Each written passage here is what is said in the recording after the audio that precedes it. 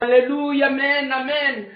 Nserukanye isheje intwari yampaye gutsinda. Yesu mwiza ashimirwa, uri mutananirwa, uri igisubizo mu bihe byose, uri umuhoza abarira, ntiwantereranye, ntiwansize, naratebye urantabara, naraguye urambyutsa, narananiwe uranyuzura, yendanye nawe umpishema, wongeretse nabonye kutananirwa, nabonye kutajya utsindwa, nabonye kudaterera n'abakwirikiye. Izina ryawe ni izina ry'ububasha, ni izina ry'ubushobozi, ni izina ry'igitanga. Uri Imana rugira byose, uri Imana itananirwa, uri Imana indwanire, uri Imana indwanaho. Izina ryawe ni rudasumbwa.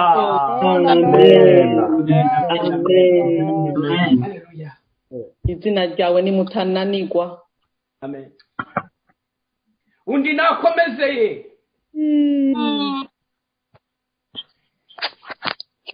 Uri maranira gutabara, uri mutarambirwa, uri muteturura, ubuzima, uri mitsindo, uri ntayangabiri, uri igihamaniza, uri umuhoza mu gahinga, uravuga bikaba umuryango wacu, urutare rwegamiye, uri inkingi y'ubuzima bwawe, bitera iteka, uri rubaye w'ibubasha, uri kumuriza, uri rumaranira udashobora ijambo rikimara utananirwa, uri umugabo w'abagabo, uri mutananirwa nyagasani, uri umuganga w'abaganga, uri urukundo ruhebuje,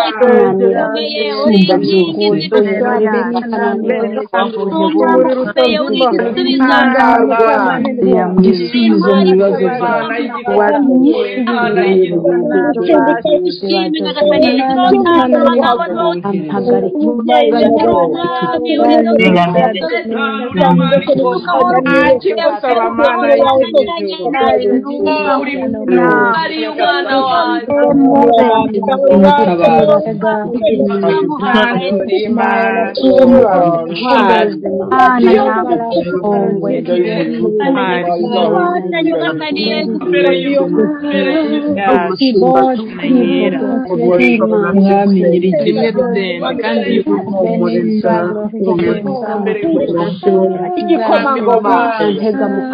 Haleluya.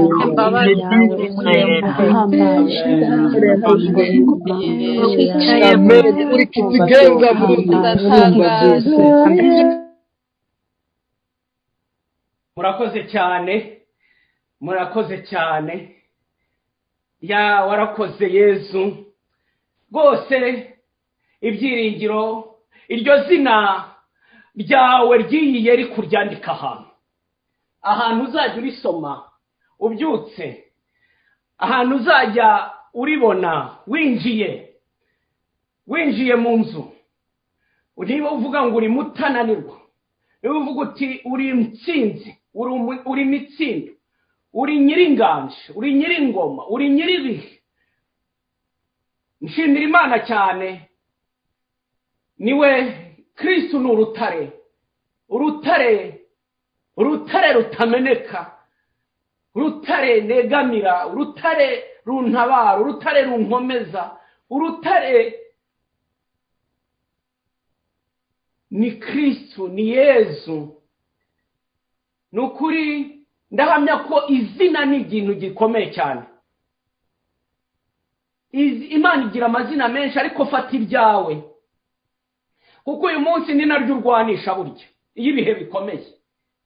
Iryo zina urutare ni Yesu Kristo. Abantu bazi ko nkunda iyo ndirimbo, ndaza kuyibaririmbira hageze atari aka kanya. Ryaramerekeje mu butumwa mu myaka 31 ndi mu butumwa, mu mihengeri, mu bihe bigoye, mu mwijima, mu butayu, mu bihe bidasanzwe, ariko yambereye urutare. Ndahamya ko izina Roho Mutagatifu agushyizemo rizakugeza ku muhamagaro w'icyo Imana ishaka kuvuga mu buzima bwawe. Izina Roho Mutagatifu agushyizemo rizakugeza, rizaba icyo Imana ikugize cyo. Imana ivuze ngo nkugize inkingi ikomeye, Imana ivuze ngo uri umutoni w'Imana, Imana ivuze ngo wuzuye inema, tu es plein de grâce, Imana ivuze ngo ivuga ko ndi rubasha, nukuri ukubasha ugushobora kwayo kuba kuje mu buzima bwawe. Ni Imana rero. Reka rero nakire abavandimwe bagiye gutanga ubuhamya kugira ngo dutangire dushimire buri wese afungure mikoro ufite ubuhamya icyo Imana yagusubije muri iyi Yeriko.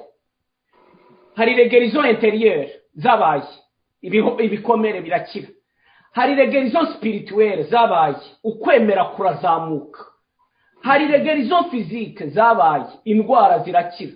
Hari deliverance zabaye, imyuka mibi irasohoka.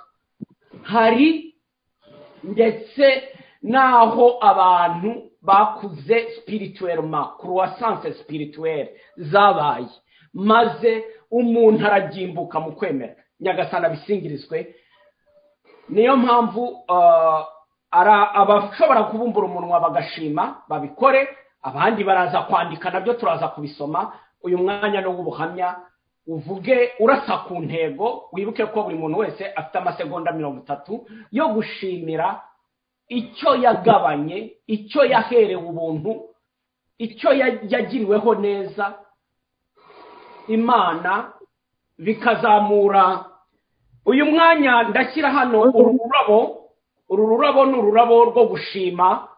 Nubwo wahuye n'ibibazo, nubwo ufite ibigeragezo, nubwo ufite intambara uhura nazo, nubwo ufite ibyo ukirwana nabyo, ariko uru rurabo ni urwo gushima.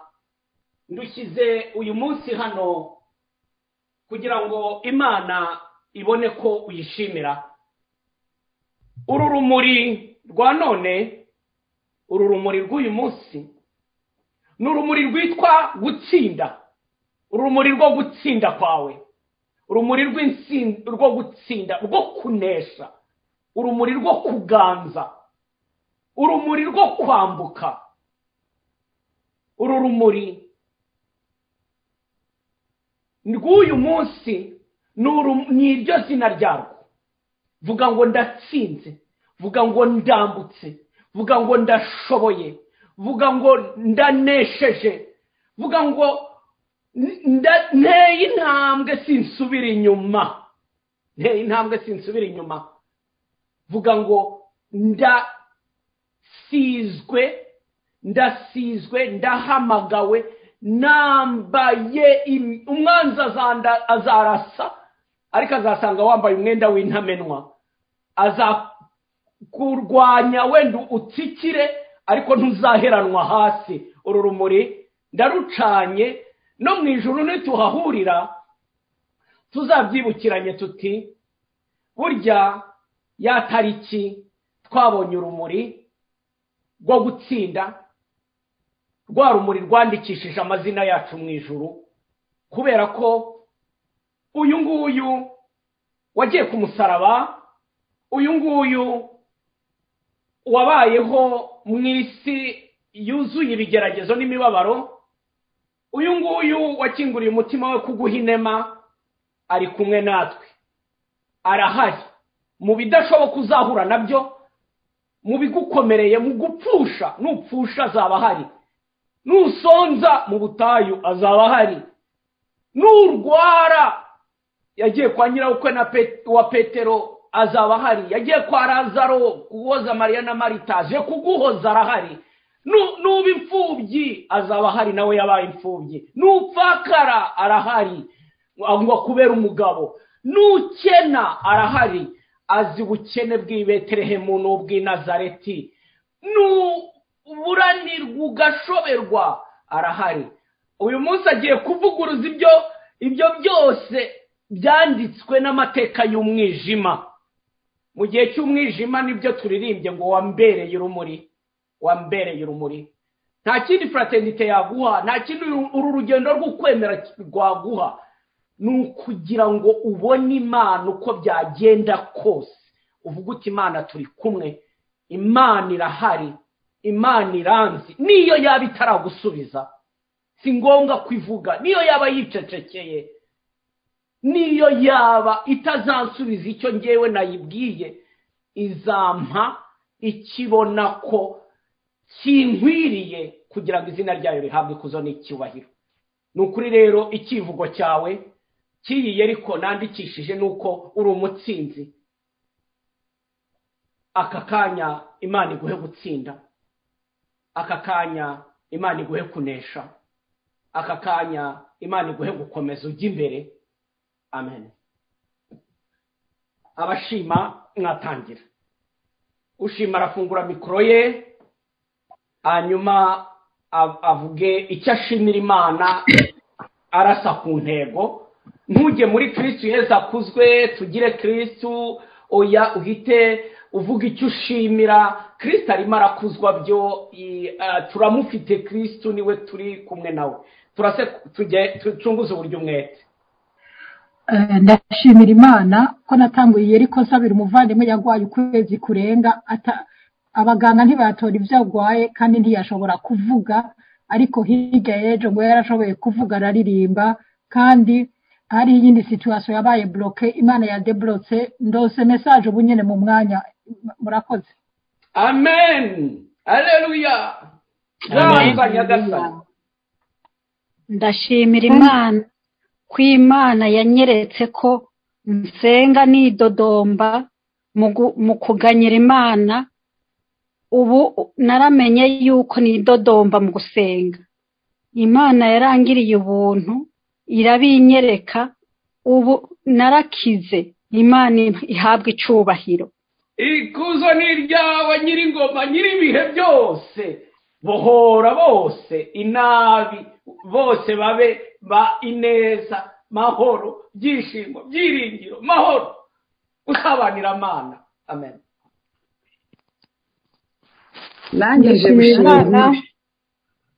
Ndashimira Imana yatanze umunezero mu mutima wanjye numvaga maze igihe kinini nafite. Nanashimira Imana ko yahaye urugo rwacu umuhamagaro wo kuyikorera. Singizwa Nyagasani Yesu. Ndashimira Imana muri iyi Yeriko nagize ukwemera n'ukwizera, kuba mfite Imana aho umubyeyi kandi izi ko ikomeye kandi ishoboye byose. Naravuze ko ntazasubira gusenga nganyiriza nganya, ko nzajya nsenga n'ukwemera n'ukwizera. Amen. Imana ihabwe. Nyagasani urabyumvise rwose Mana, rwose urabyumvise. Bw'ijuru wishime, kwisa bukunda, bahorana amahoro, bahorana ibyishimo byawe. Amen. Mama Fa isinzara. Komeza muvandimwe. Ndashimira Imana ko nyuma y'imyaka 10 umugabo wanje yashoboye kuronka uruhusha rwo kugira ngo abe ari mu muryango kuwa gatandatu no kuwa Mungu. Ubundi twari twarabisabye twarabibuze, ariko kuva ejo bamuhaye inyishu nziza. Ndashimira kandi ko umwana wanje yaramaze imyaka sishobora kubabwira. Ejo hari umuntu yamuhamagaye, yatanguye akazi acagira ku munsi wa mbere overtime break. Je ndashimira Imana, ndashimira Imana. Amen. Uri Imana mutananirwa, uri Imana yo gutsinda, uri Imana yo kwizerwa, uri Imana iganje, uri Imana igaba, uri rugaba, uri rugira. Amen. Haleluya. Ndashima Imana ko tumaze iminsi ibiri dutangiye Yeriko. Nagiye kwituma mbona amaraso mu mwanda mukuru, nihanaguye mbona amaraso. Namwe murabitekerezaho icyo umuntu ahita atekereza. Ndavuga telefone muganga, ndavuga ndi mu isengesho rya Yeriko, ndabibwira Yesu wanjye. Hashize iminsi 4 ayo maraso yarahagaze. Ndabishimira Imana. Kandi nari mfite umuvandimwe urwariye mu bitaro i Kampala, yarabaye nk'uri muri koma. Uyu munsi yavuye mu bitaro, yashyize mu masengesho muri iyi Yeriko Imana yamukirije ndabishimira Imana. Alléluia. Amen. Il est le même à Galilée, à Bethanie, chez toi. Arakubwira ngo nta na kimwe kinanira Imana kubizera. Nanjye nje gushimira Imana kuko muri iyi Yeriko nifuzaga kuba nagira umuntu ngirira akamaro nkamwumva ufite ibikomere. Noneho umunsi umwe nyuze ahantu hari kiliziya, umutima urambwira uti injira muri sakristiano ujye gukora adoration. Noneho ndinjira, maze kwinjira ndagenda nyine negera Yezu, gende kuvuga isengesho, nsanga hari umubyeyi wari uri wicaye aho ngaho inyuma. Mukangiye kumva uwo mubyeyi arimo ararira cyane. Noneho mbwira Yezu ntimbigenze nte, ubuse koko ntibyari nagusabye ni ibi ngibi. Noneho nibwo nageze aho ngaho numva nyine ijwi rimbwira ngo ningende mwegere, ariko navugaga nabonaga ni umuzungu, nkavuga nti se aranyumva. Ariko umutima warabuze. Noneho ndahaguruka basi ndagenda, ngihaguruka ngiye kubona mbona arande, mbese ahita ndeba ashaka nko kumvugisha. Ndagenda ndamwegera, arimo arira, atangira arandirira, mbwira agahinda ke afite n'iki byose ndamwumva, mubwira rwose ko Imana imukunda. Nuko ndangije ndamusengera, mukora mu mugongo. Noneho bigeze aho ngaho nibwo we yafashe akaboko kanjye agashyira ku mutwe we, ngo arananiwe cyane rwose ngo nimusengere. N'ubwa mbere ayinkoze ku mutwe w'umuntu ngo musengere. Imana ishimwe cyane rwose, byaranshimishije numvise ari igisubizo. Amen. Wahatwa Nyagasani buri wese uri hano amugize igisubizo, igikomere cy'abandi, akugize icyomoro, akugize iruhuko ku bananiwe, akugize amizero ku bihebye, akugize urukundo ku batiyakira, akugize amahoro. Ndashima Imana. Ejo yaravuze ngo buri wese muhaye kugira ijambo, kuvuga kumvikana. Ndashimira Imana ko nari mfite ikibazo mu muryango wanyakiriye, hari icyo nababwiye ntibakishimira, ariko ejo nyuma y'isengesho naratunguwe cyane, mbonye banyeretse noneho ko banyumvishe, ndetse uyu munsi bakaba bampaye impano kugira ngo banyereke ko rwose banyakiriye nk'umwana mu rugo. Mumfashe gushima Imana.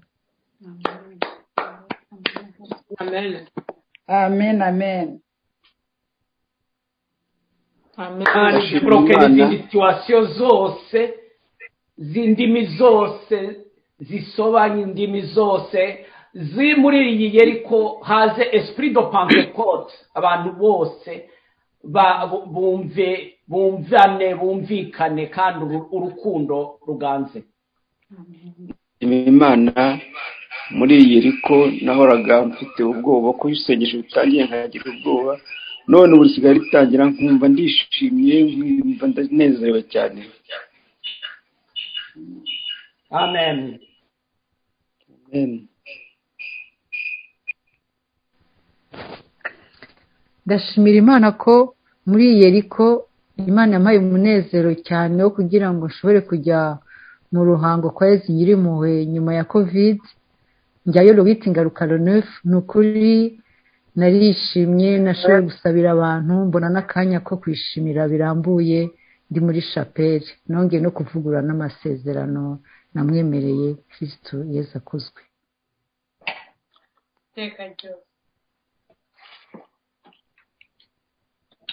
Ngewe ndashaka gushima Imana ko yankijije uburwayi nari mfite bw'umunaniro ukabije rwose. None nkaba numva kuva muri iyi Yeriko natoye agatege, ndumva ameze neza. Hanyuma ikindi nshimira Imana ni umukobwa wanjye n'umusore wanjye. Donc umukobwa yaramaze imyaka 2 irenga ari umurwayi. Naramusengeye cyane mu masengesho yacu, ariko muri iyi yeriko mbwira imana ngo ibyanjye ndabyibagiwe ariko inkirize abana. Umukobwa rero rwose ameze neza, ndabishimira imana.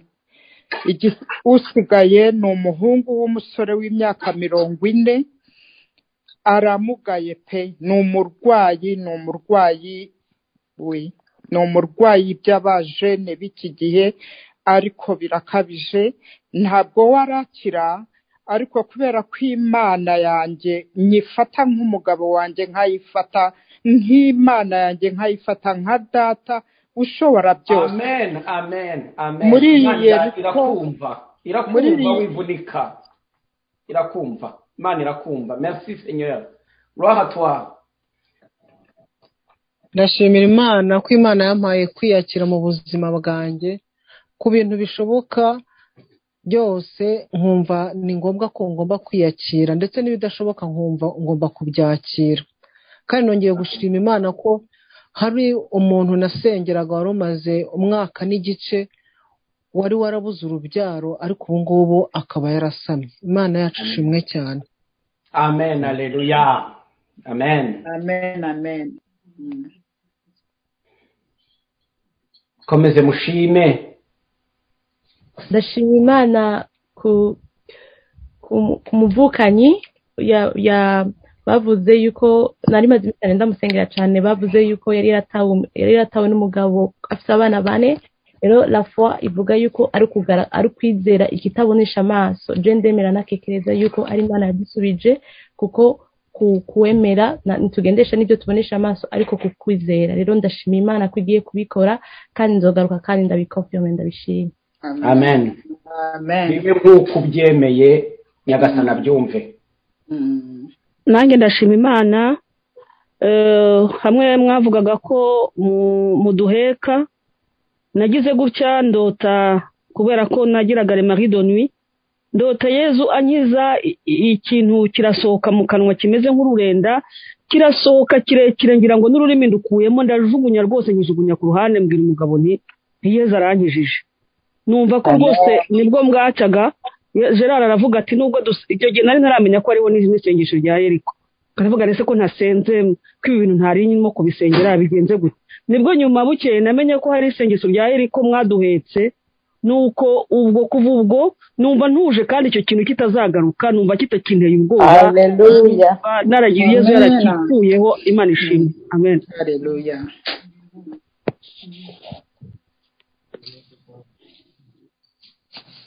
Amen, amen, amen. Imana idelivre n'abasigaye bose. Nta myuka mibi ifite ikibanza ahangaha. Nta n'umwe ugomba kuba ingwate mu bana b'Imana. Nta n'umwe aho Shitani yasinye uyu munsi iyi Yeriko ya none irasinyura ayo masezerano. Aho ibihango byakorewe n'ababikoze uyu munsi turabirandurana n'imizi yabyo. Aho abantu bose bahejejwe n'amateka yabo uyu munsi baravamo, barasohokamo kubera ububasha bw'Imana.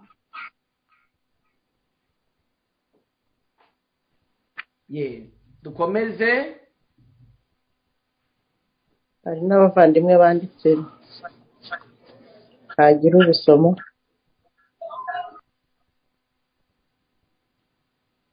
Musome abashima banditse, hanyuma abandi basigaye nabo mu kanya tubahe akanya gatoya k'indi minota 5 kugira ngo tujye ku kindi gika nacyo gishimishije.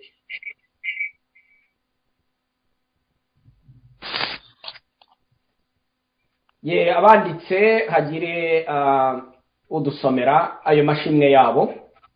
Rwanditse uti ndashimira Nyagasani wakuye umugabo wanjye muri kando refugee singizwa.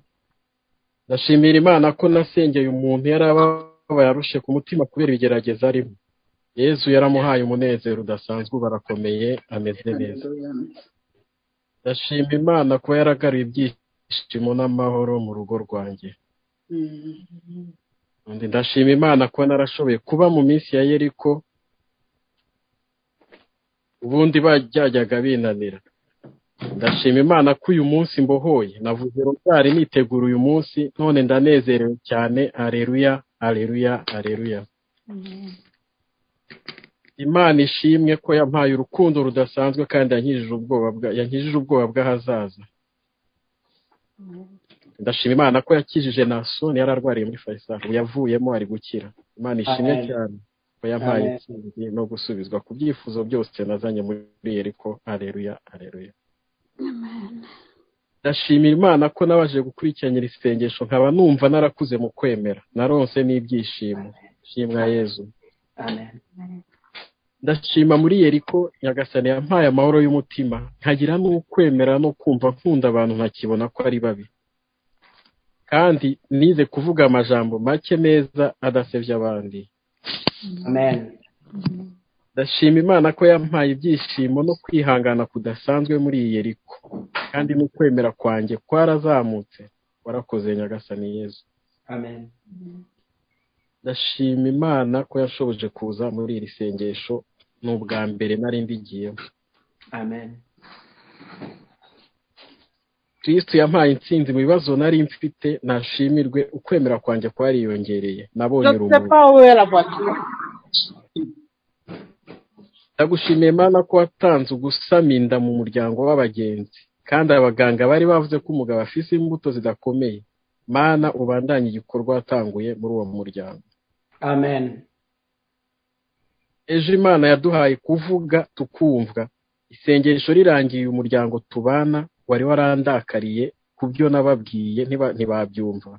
Ejo banyereka ko abantu banyereka ko bantu ndetse banyereka ko agosomeka neza ndetse bampa impano inyereka ko banyakiriye. Kristo nashimwe. Nasabye Imana ibyishimo mu muryango wanjye n'urukundo. Ndashimira Imana ko byose yabiduhaye. Amen. Ndagushimira kubw'umuvandimwe wakijije ikirenge maze akajya gutabara umuntu wari ufite intege nke cyane. Ndagushimiye kuko nubwo ntarasubizwa ariko wampaye kudakuka umutima. Ndashima Imana ko yampaye kubona akazi ndetse ikankura muri situation igoye nari ndimo. Yampaye ibyishimo n'ibindi byose yankoreye, ari nabyo ari byo nzi n'ibyo ntamenye. Ibyo itaransubiza byose ndabishimira Imana. Ndagushimiye Imana ko ikibazo cyanjye cy'uburwayi uri kugikemura.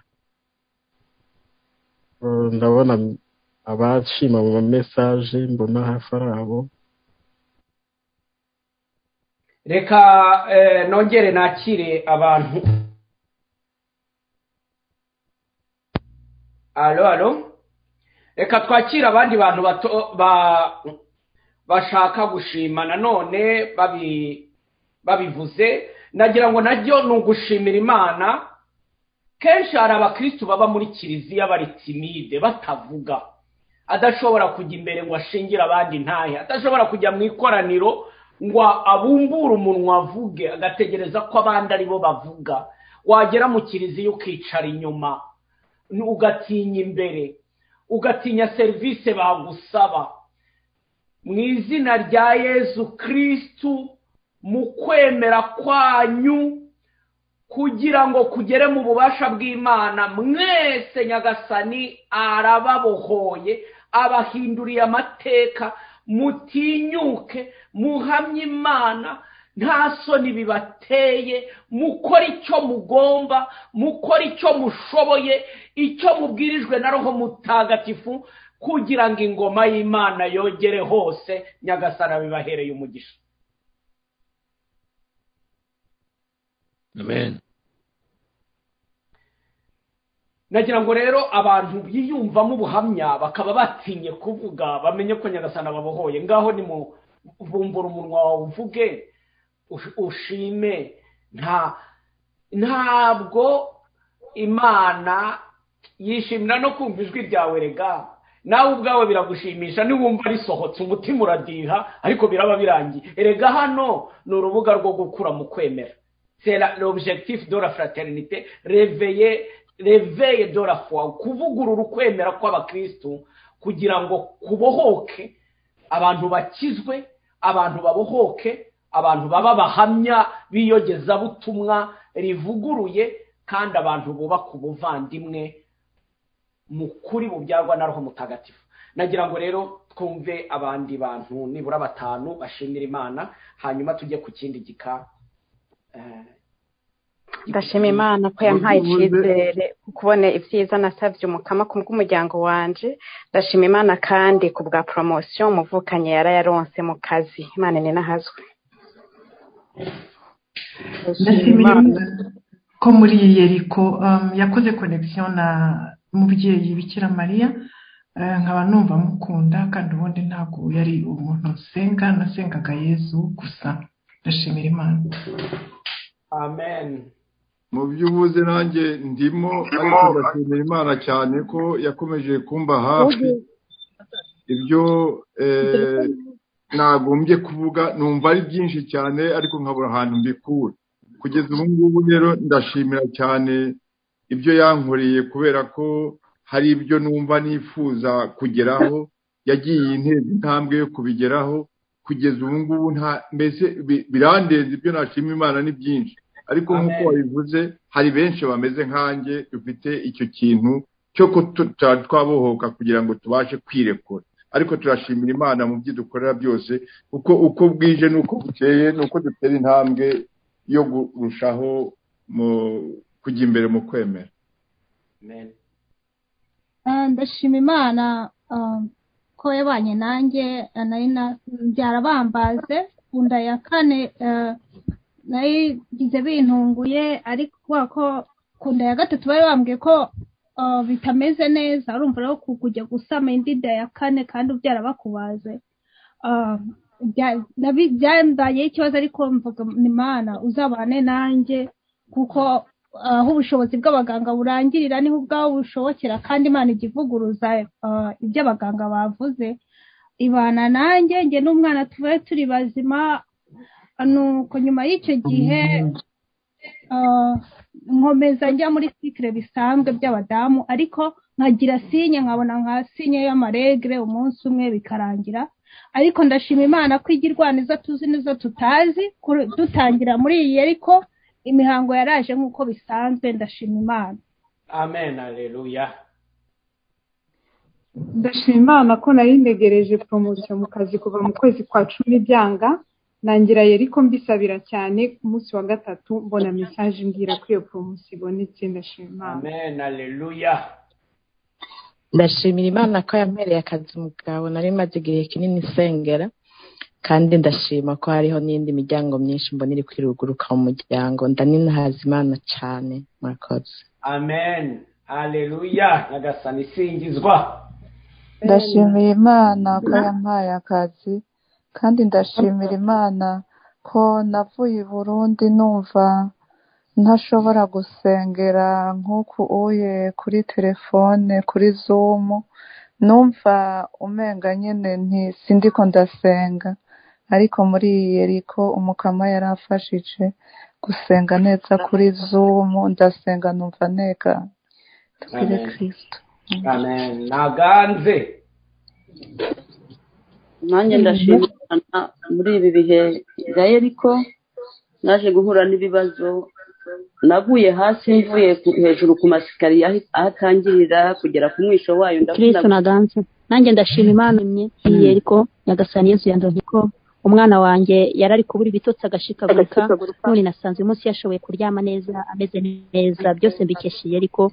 Yesu Kristo nashimwe. Amen. Ndashima Imana ko mu burwayi maze iminsi ndimo n'ubu ndimo, ko nyuma y'inzozi narose njyamye muri serikeye uku kwezi bakambaga byihutirwa, nkaba bagasanga mfite kanseri y'amara manini n'umwijima. Ndashimira Imana ko kuva nabagwa n'ubu ngubu ndyamye ko nkomeye, mfite ibyishimo, numva ndi kumwe na Yesu. Kandi ndabasaba kugira ngo mumpeke mu masengesho muri iyi Yeriko.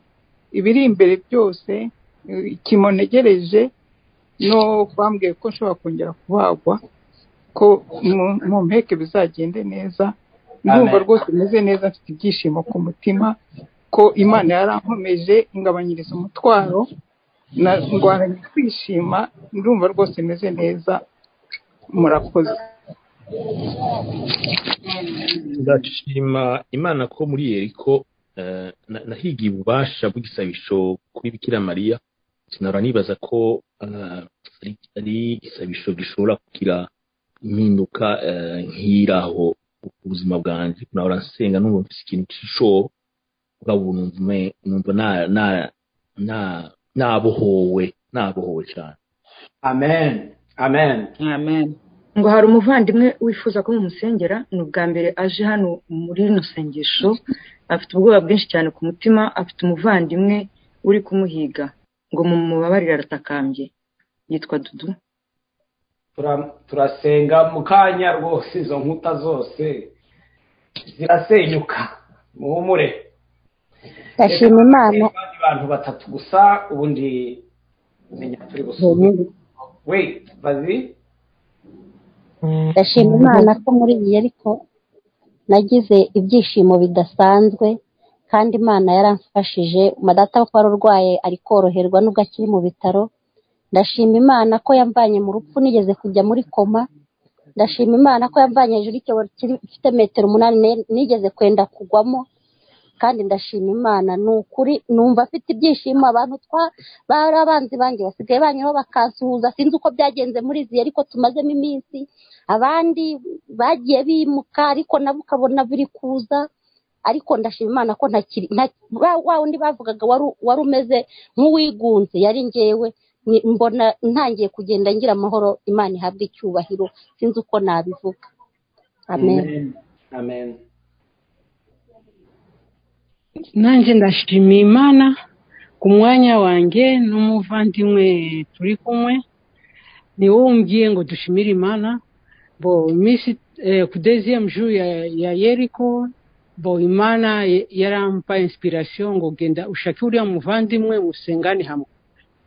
mbwira Imana ndavuga no uriya muvandimwe ko nzi ko ubu ngubu ntabwo ari bunyemerere gusenga nanjye. Bon, ndabisengera bon j'ai dit iriya jwi rirakomeza ndasenga cyane nja mu misa ndahabwa ndavuga Yezu je me communie à ma place et à la place de ma sœur Tel. Bon, subira mu rugo ndafata telefone ndamuhamagara ndamubwira ndikumva ijwi riri kumbwira ngo dusenge hamwe. ako kanya nabwira no vraiment ngwino dusenge. ako kanya ndahaguruka ndagenda kuva jeudi turi kumwe na kandi byari biri by'ingenzi. Imana yari mukuri nawe yarakeneye ibyasegesho. Alléluia. À toi la gloire, Seigneur. Amen.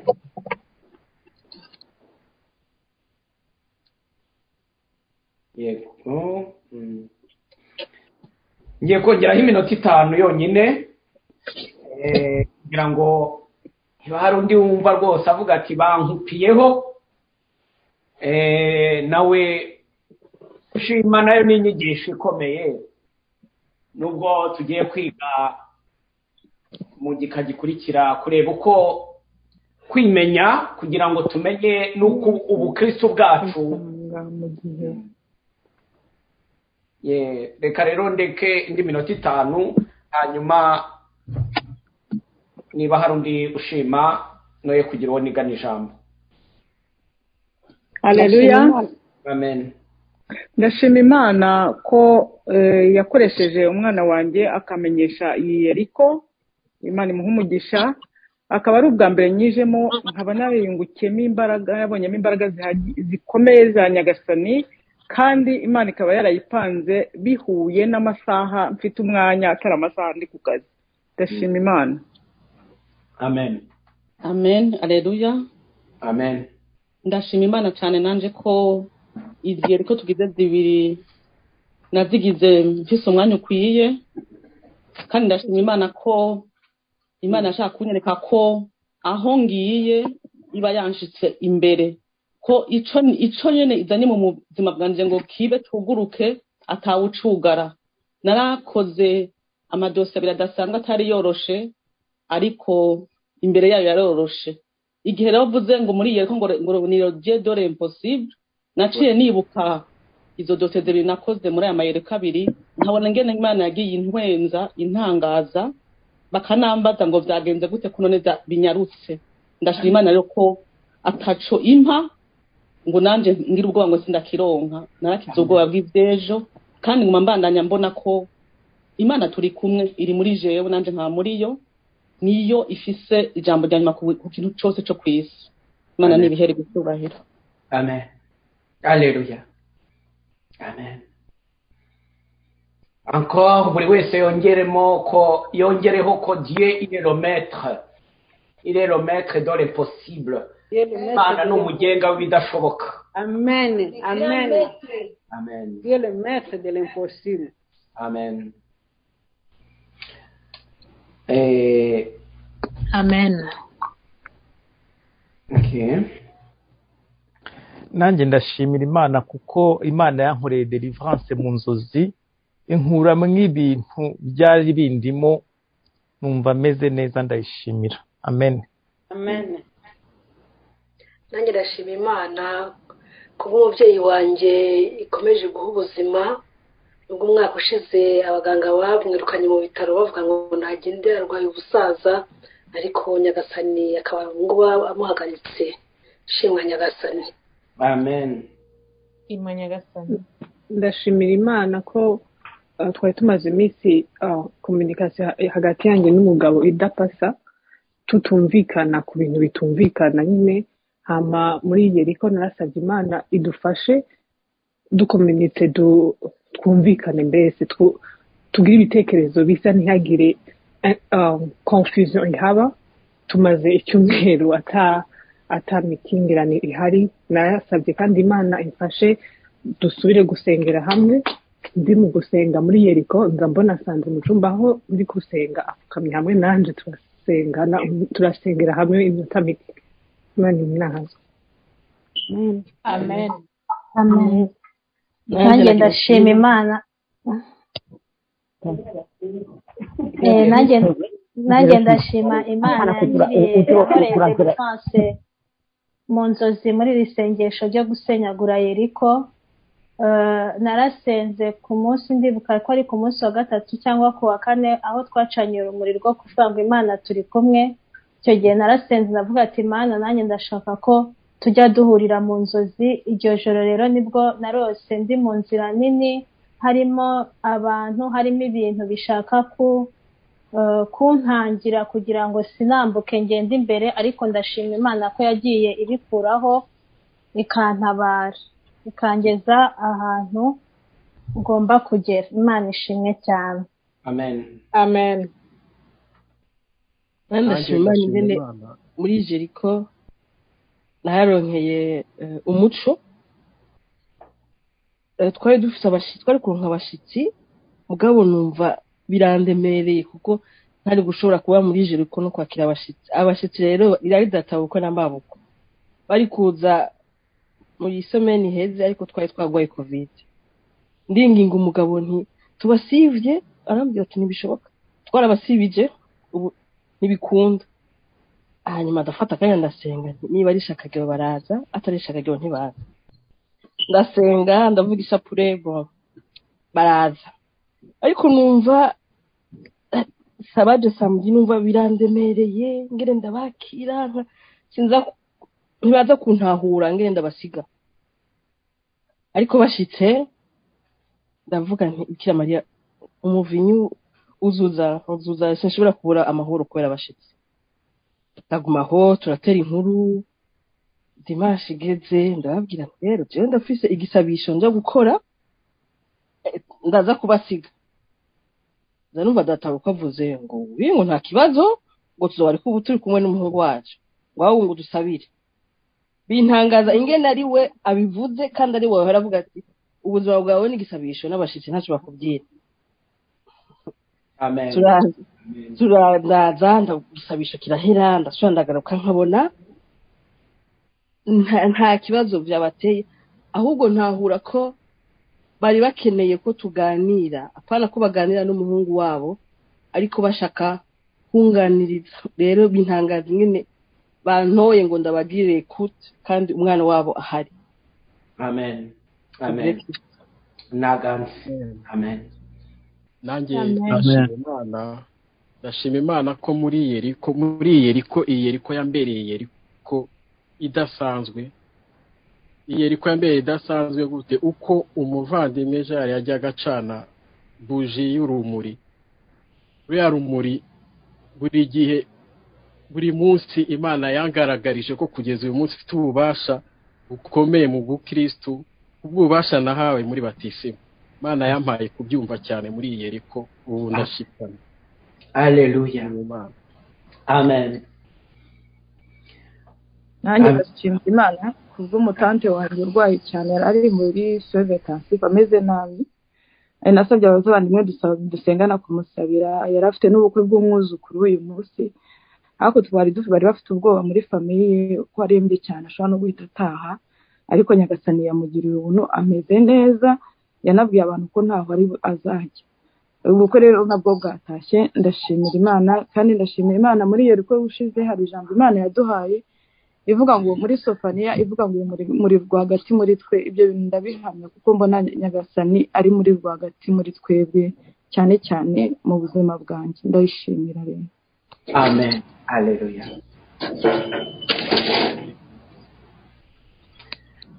Okay.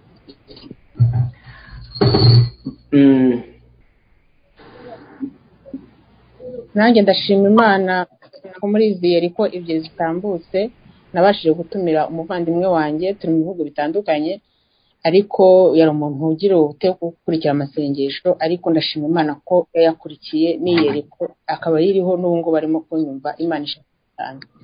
Amen.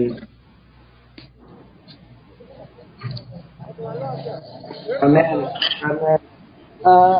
Bavandimwe rero iminsi turayifite rwose ntaho tugiye ubuhamya buracyaza ariko reka dukomeze gahunda tuzashaka umunsi wo kuvuga ubuhamya umunsi tuwugira ubuhamya wo gushima Imana ibyiza yadukoreye. Rero nk'uko mwabibonye kuri gahunda mbere y'uko twinjira navuga ngo mu gikorwa nyirizina mbere y'uko duhirika twaragose iki cyumweru tukimaze tugota mbere y'uko rero tuza kuba bucece kugira ngo tubone uburyo turandura tubone uburyo duhirika ndagira ngo mpamagare umuvandimwe ugiye kutwinjiza navuga ngo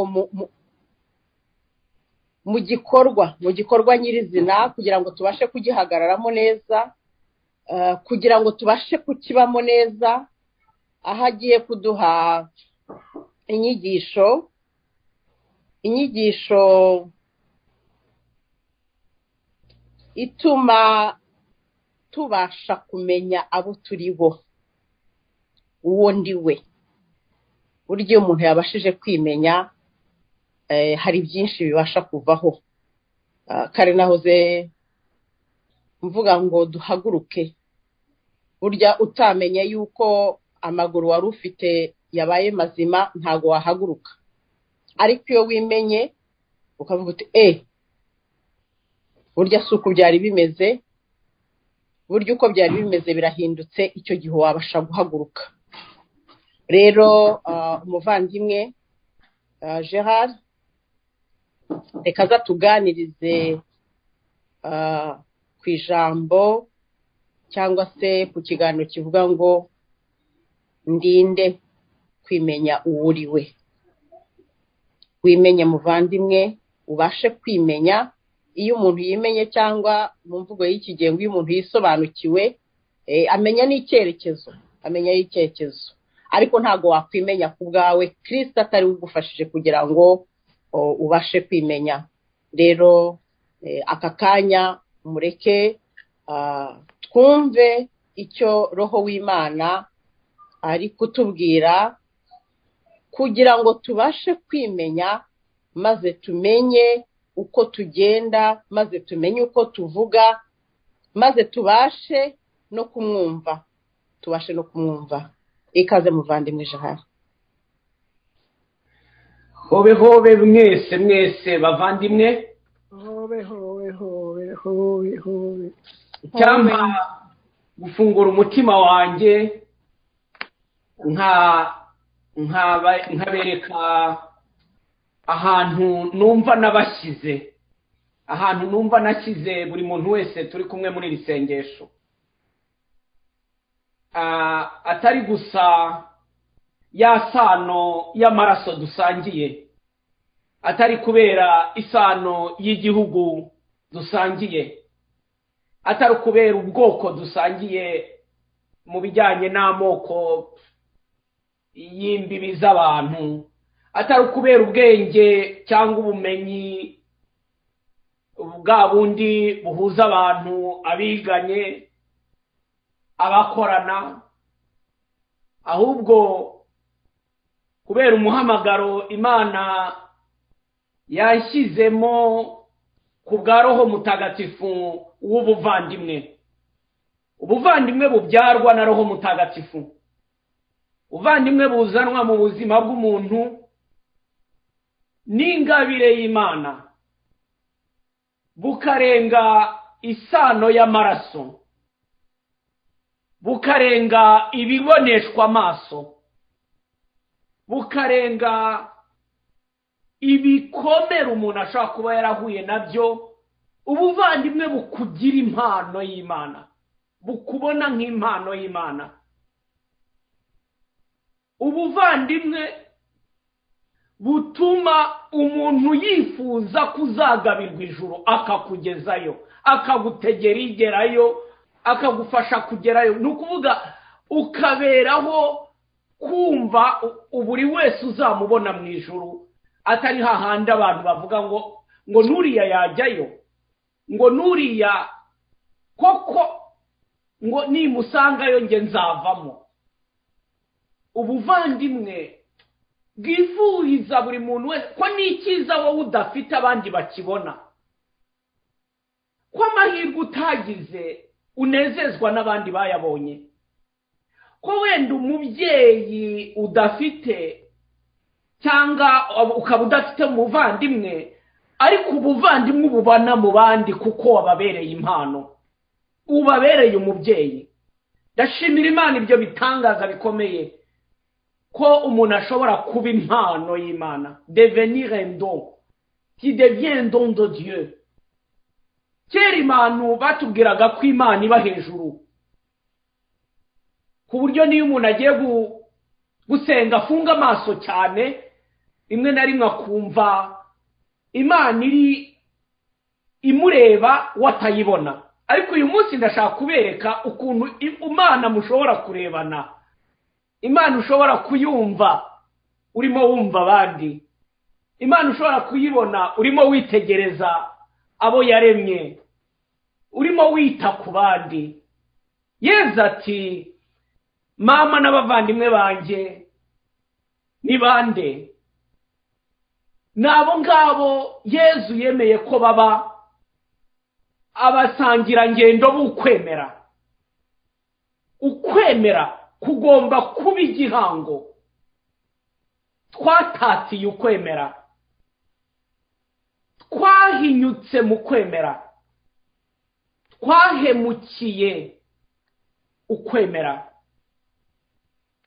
Uyu munsi niba ukwemera kwanjye kwaba impamvu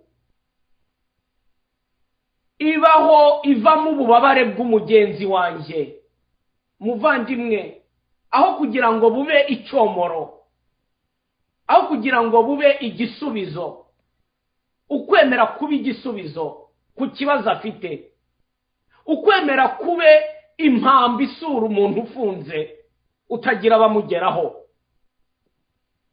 ukwemera kube ububyeyi bw'imfubyi itagira se na nyina, ukwemera kube imbaraga zishyigikira, zirengera, ziburanira utagira, wa musuku, wa mukene, wa wundi abantu bitarura kubera ko yabaye umumenyerane w'ibyago.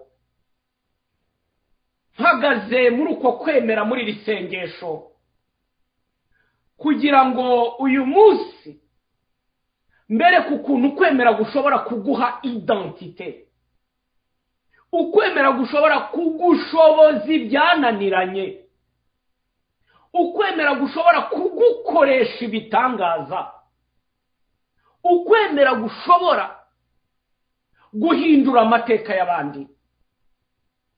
Ndabivuga ndi fier parce que j'ai vécu. Ndabivuga mpagaze mu buhamya mumaze gutanga kuko atari inkuru ya kera, ni inkuru nziza y'uyu munsi.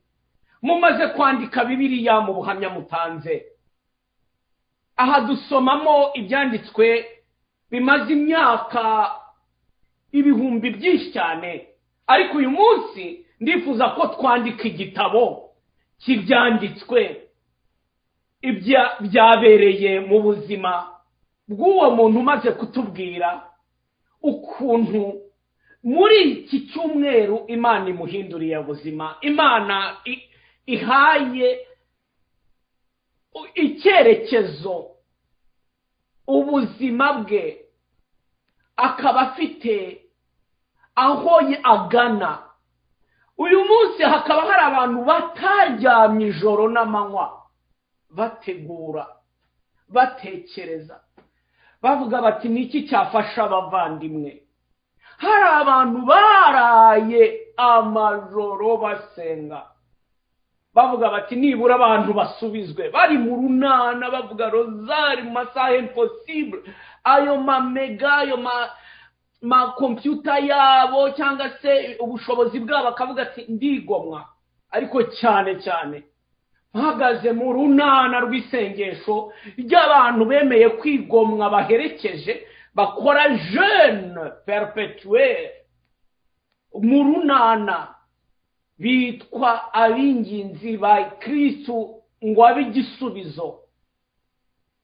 Urwo runana rugiye rurimo rurangiza umwaka, abantu bariyemeje kubaho, umwe ajena kuwa mbere agahereza uwo kuwa kabiri, agahereza uwo kuwa gatatu, agahereza uwo kuwa kane, agahereza uwo kuwa gatanu, agahereza uwo kuwa gatandatu, ku cyumweru tukaziza Pasika ya Nyagasani, bakongera kuwa mbere, kuwa kabiri, kuwa gatatu. Hakaba ndetse ufata iminsi 2 mu cyumweru, ufata iminsi 3 mu gihe yabishoboye, cyangwa ushobora no gufata irenzeho. Ntabwo mubazi. Ndashimira Imana iyo sano y'abantu bari ku musaraba basabira abandi. Ubundi twari tumenyere ko umuntu asabira uwe. Ndasabira umwana wanjye, ndasabira umugabo wanjye, ndasabira umuvandimwe wanjye, ndisabira, ndasaba akazi, ndasabira gukira kwanjye. Uyu munsi hari abantu ntangarira cyane bafata n'imibabaro yabo, akavuga ati, ndibuka umuvandimwe umwe avuga ati ndwaye kanseri, mbaho mu bubabare, ariko uyu munsi sinkisabira, ntura bwa bubabare ngo abandi basubizwe. Uyu munsi ntabwo nkibwira Imana ngo Mana nutangiza uzaba utari Imana. Ndayibwira ngo Mana niyo utangiza umpa imbaraga, kandi ako gakiza gahabwe abandi. Nshuti, ngiyi nsinzi. Uwo muntu yamenye icyo apfana na Yesu. Uyu munsi hari abantu babayeho muri ubwo buzima bwo kuvuga ngo ukwemera kuvugururwe. Kubera iki ibikorwa bya Sekibi ku isi bisakuza kurenza inkuru nziza ya Yesu Kristo? Mwese nimurebe inkuru zuzuye ku mateleviziyo, ni intambara, naho ari intambara, naho abantu bapfa, naho imitwe yitwaje intwaro yateye. Murebe imbabare ziri ku isi yose. Abari abantu bari mu maka de refugié ahantu hanyuranye, benshi mu bari hano mufitemo imiryango, mufitemo inshuti, mufitemo abavandimwe. Nzi neza ko harimo n'abarimo banyumva ariho bari, abameze nk'abanyamutegera kazaza avuga ngo sinzi uko nzamera, Nyagasani ni wowe ukuzi. Akaba yaratandukanye n'umuryango, akaba atazaho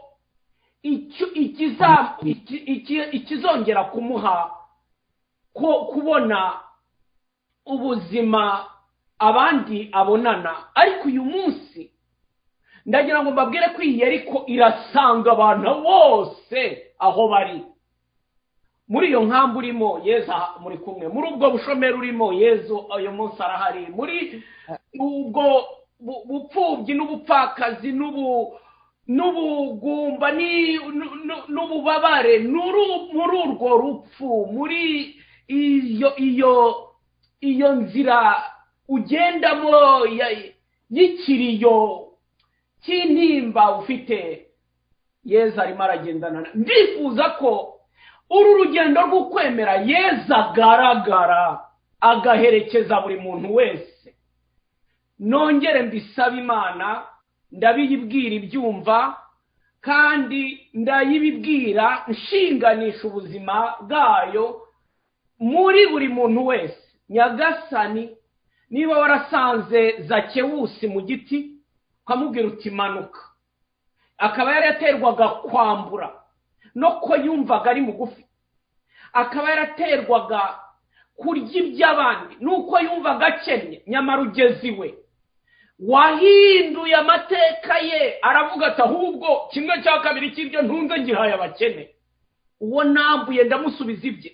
Dore tuma aka kanya Zakewusi bamanuka, maze aho gukirisha ikibazo ufite ibindi bibazo wibwira ngo nicyo cyisubizo, ukaba mugufi cyane, ukaba uvuga ngo niko nabaye. Kristo arakubwiye ngo manuka, aje muri iyo nzira arakubwiye ngo Zakewusi w'uyu manuka, manuka aho hantu amateka yaguhejeje, atuma uhora uvuga nabi, atuma uhora uganya, atuma uhora ubeshya, atuma uhora uryarya, atuma buzima bw'abandi bantu bakubona bakakugira iciro ry'imigani. Oya, uyu munsi haranditswe ngo Yesu Kristo atashye iwawe, vuga ngo ndamwakiriye aho uri. Uyu munsi haranditswe ngo uyu nawe ni umwana wa Aburahamu, uyu nawe ni umwana wa Aburahamu kuko yari yarazimiye none yagarutse. Imana nigarura uyu munsi byazimiye, Imana nibagarurira ibyazimiye, Imana nibagarurira ibyazimiye. Que Yesu n'a sauvé ce qui était perdu. Hari abantu bigeze ibihe babaho bashakisha Imana bakayibura, bakajya mu madini yose, mu matorero yose, ahantu hose bavuze Imana akajyayo, yewe naho umuntu akavuga ati ndakora ibishoboka byose. Niyo mpamvu mbwira abavandimwe b'abasangira ngendo muri uru rugendo rw'ubuvandimwe, mureke dushyire hamwe tube umusemburo w'ukwemera Yesu. Ngo aho 2 cyangwa 3 bateraniye hamwe bakamwambaza, azaza hagati yabo asubiza abandi. Nagira ngo nshimire abo bantu bemera ko Kristo abajyamo kugira ngo Yesu yigaragarize abandi, kugira ngo Yesu yite ku bandi, kugira ngo Yesu abe ahumuriza abandi. Ndashimira Imana uwo muhamagaro, numva hageze ko abantu bagiye kureka kuba bake bakaba benshi. Izi muri twagiye ducana, buri muntu wese ahanyuze mu bemera agahinduka urumuri rucanye, ukagenda uri rwa rumuri rwitwa Imana turi kumwe, ukagenda uri rwa rumuri rwitwa Dieu est le maître de l'impossible, ugahura n'abantu bari mu bidashoboka ukababwira uti Dieu dans l'impossible, il est là, il est avec moi. ugasenga. Ndifuza ko impano zanyu zibohoka. Imana yabashyizemo imbaraga, Imana yabashyizemo ubushobozi, Imana yabashyizemo ingabire, Imana yabashyizemo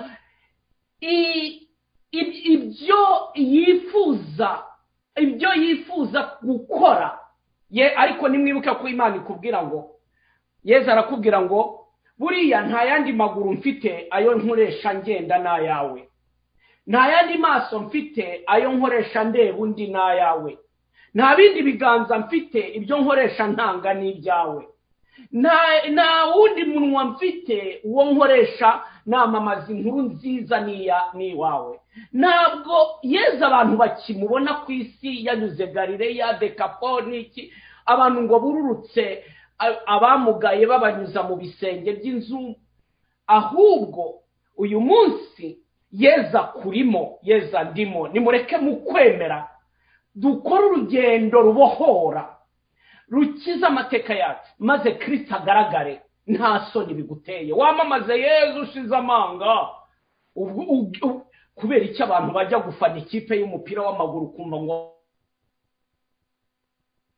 ngo hapfuye abantu biruka inyuma y'igipirizo, abantu bahagamo umwuka, abantu bakagongana, bakagira gute, bakarara amajoro, bagatanga imitungo yabo, hakagomba no gupfa abantu. Abandi bakajya kureba ibindi n'ibindi. Kubera icyo abantu bafata decision ngo tugiye ngo kutangira amaraso yacu mu mirwano, mu ntambara. Nshuti, ndabinginze uyu munsi imbere y'Imana, muhe ubuzima bwanyu mubwegurire Nyagasani. Nyagasani arakeneye abantu akoresha, Nyagasani akeneye abantu atuma, Nyagasani akeneye abantu akoresha ibitangaza bye. Ntabwo bazongera kubona Petero na Yohani imbere ya cya kimuga kiri imbere y'ingoro muri Actes des Apôtres chapitre 2. Ntabwo bazamubona bamubwira iryo jwi ribwira umuntu mureba yaheze ahantu ngo haguruka ugende. Yesu arabiguhaye, nta zahabu dufite. Uyu munsi abantu benshi bahugukira les œuvres caritatives, ni nziza, ariko uyu munsi hari œuvre divine yabuze abayikora. Babuze abantu bahagurukitsa abandi mu mpano. Ndashimira Imana kubu butumwa bwabahagurukije, bw'ubu butumwa muvuga muti naremeye, nasubiranye amahoro, narenze urwango, nasohotse mu mbibi z'icyaha, natsinze umwijima. Wow! Singizwa Mana rugira byose, singizwa. Mukanya numva ubwo buhamya, haraho nageze numva umutima wanjye uratera, nkabwira Imana ngo washyizeho atari virgule ugashyiraho point ku buzima bwanjye, nkavuga ngo Nyagasani wampaye gusoreza ubuzima bwanjye, mbonye ibyo bitangaza birahagije. Ariko ntabwo ari njye ubwira Imana ngo inkorere iki, byaba ari ukwikunda. Oya, ndacyifuza ko Imana inyongerera iminsi, buri wese akavamo Imana ikamuhindurira amateka. Ndacyifuza ko Imana iguhoza amarira, ndacyifuza ko Imana igukiza, ikubohora, yirukana za roho mbi z'ibitero, z'abapfumu, z'abaryasi, z'abatekamutwe, za roho mbi z'abakorera shitani. Imana igazana shifo y'ubuzima bw'abantu, maze igahanaguza amaraso ya Kristo, abantu baza cyewusi bagahinduka abahamya. Ndumva muri mwe hari Maria Madalina utuwemo na roho mbi zimutera uburaya, zimutera ubusinzi, zimutera ubusambanyi, zimukoresha ibibi byose. Ariko nimwibuke igihe yazanye umubavu wakawushyira ku birenge bya Yesu, Maria Madalina, Yesu yaravuze ati ibyo uyu muntu akoze ntabwo iyi nkuru nziza izibagirana. Wari Maria Madalina ahita abohorwa. Ndifuza ko uyu munsi murekura ikintu cyose cyari cyarabagize ingwate, Kristo akababohora. Nguwo Maria wa wundi niwe wa mbere wabaye umuhamya w'izuka, niwe wa mbere wabaye munsi y'umusaraba, arahagera, yakurikiye Yesu bifite imbaraga. Muvandimwe, abantu barakubwiye ngo wageze kure, abantu barakubwiye ngo ibyawe birarenze, ariko ndagira ngo nkubwize ukuri kw'Imana ishobora byose namenye kandi nabonye. ko wageze kure. Imana nta kure wagera Imana itagusanga, Imana itagukura kugira ngo izakugeze ku yindi ntera ahandi kure. Imana izagaragaza ko ari ushobora byose. Niyo mpamvu ba Mariya Madarena mwe uyu munsi Yesu Kristo arabahaye izo mbaraga zibavanayo. Uyu munsi hari ba Sawuli babumva mu nzira y'amategeko, mu nzira y'itotezwa, mu nzira y'ibyo abantu bashobora gukorera abandi, bashobora kugenda bakiyangaza. Hari abantu benshi biyangaza bakavanga ubukristo n'ibindi bintu byose kubera ishyaka, kubera ibikomere, kubera amateka twanyuzemo. Muri urugendo rwo mu nzira y'ukwemera ya fraternité tushaka gukora, urugendo rubohora abantu mu mateka, dans la guérison de l'histoire. Twese buri muntu wese, chacune yahuye n'ibintu bibabaje dans son histoire. Ibyo bintu hari ibyo wasanze, ibyo bintu hari ibyo wahuye nabyo, ibyo bintu hari ibyo urimo aka kanya. Ariko uyu munsi, hier, aujourd'hui, ejo n'uyu munsi n'ejo hazaza, Yesu wibuke ko akubwira ngo il est le même, il n'a pas changé. Ntiyahindutse, ni wa wundi. Niyo mpamvu ashaka kukubwira we muntu uri hano, uyu munsi yeriko nirinde muke maze ugende ube Paulo, ube ushinge kiliziya. Nimutekereze ko niyo hari umuntu arimo yumvi ububasha bw'Imana ari ku musaraba nka Dismas cya gisambo, ariko akavuga ngo nyagasani uyu munsi umbabarire, uyu munsi unyibuke.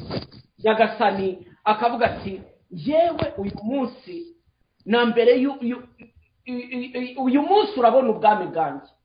Mugeze abantu mwe icyaha, imbaraga z'ukwemera zijye hejuru y'icyaha, imbaraga z'ukwemera zijye hejuru yaho buri muntu wese n'uri hejuru aze ashyikira Imana, n'uri kuzimu azamuke, n'uri mu nzira ahure n'Imana, n'ukeneye umuheka anyuzwe mu gisenge asanga Imana. Mureke tugeze abantu ku Mana. Ibyo rero byose birarangizwa n'iki?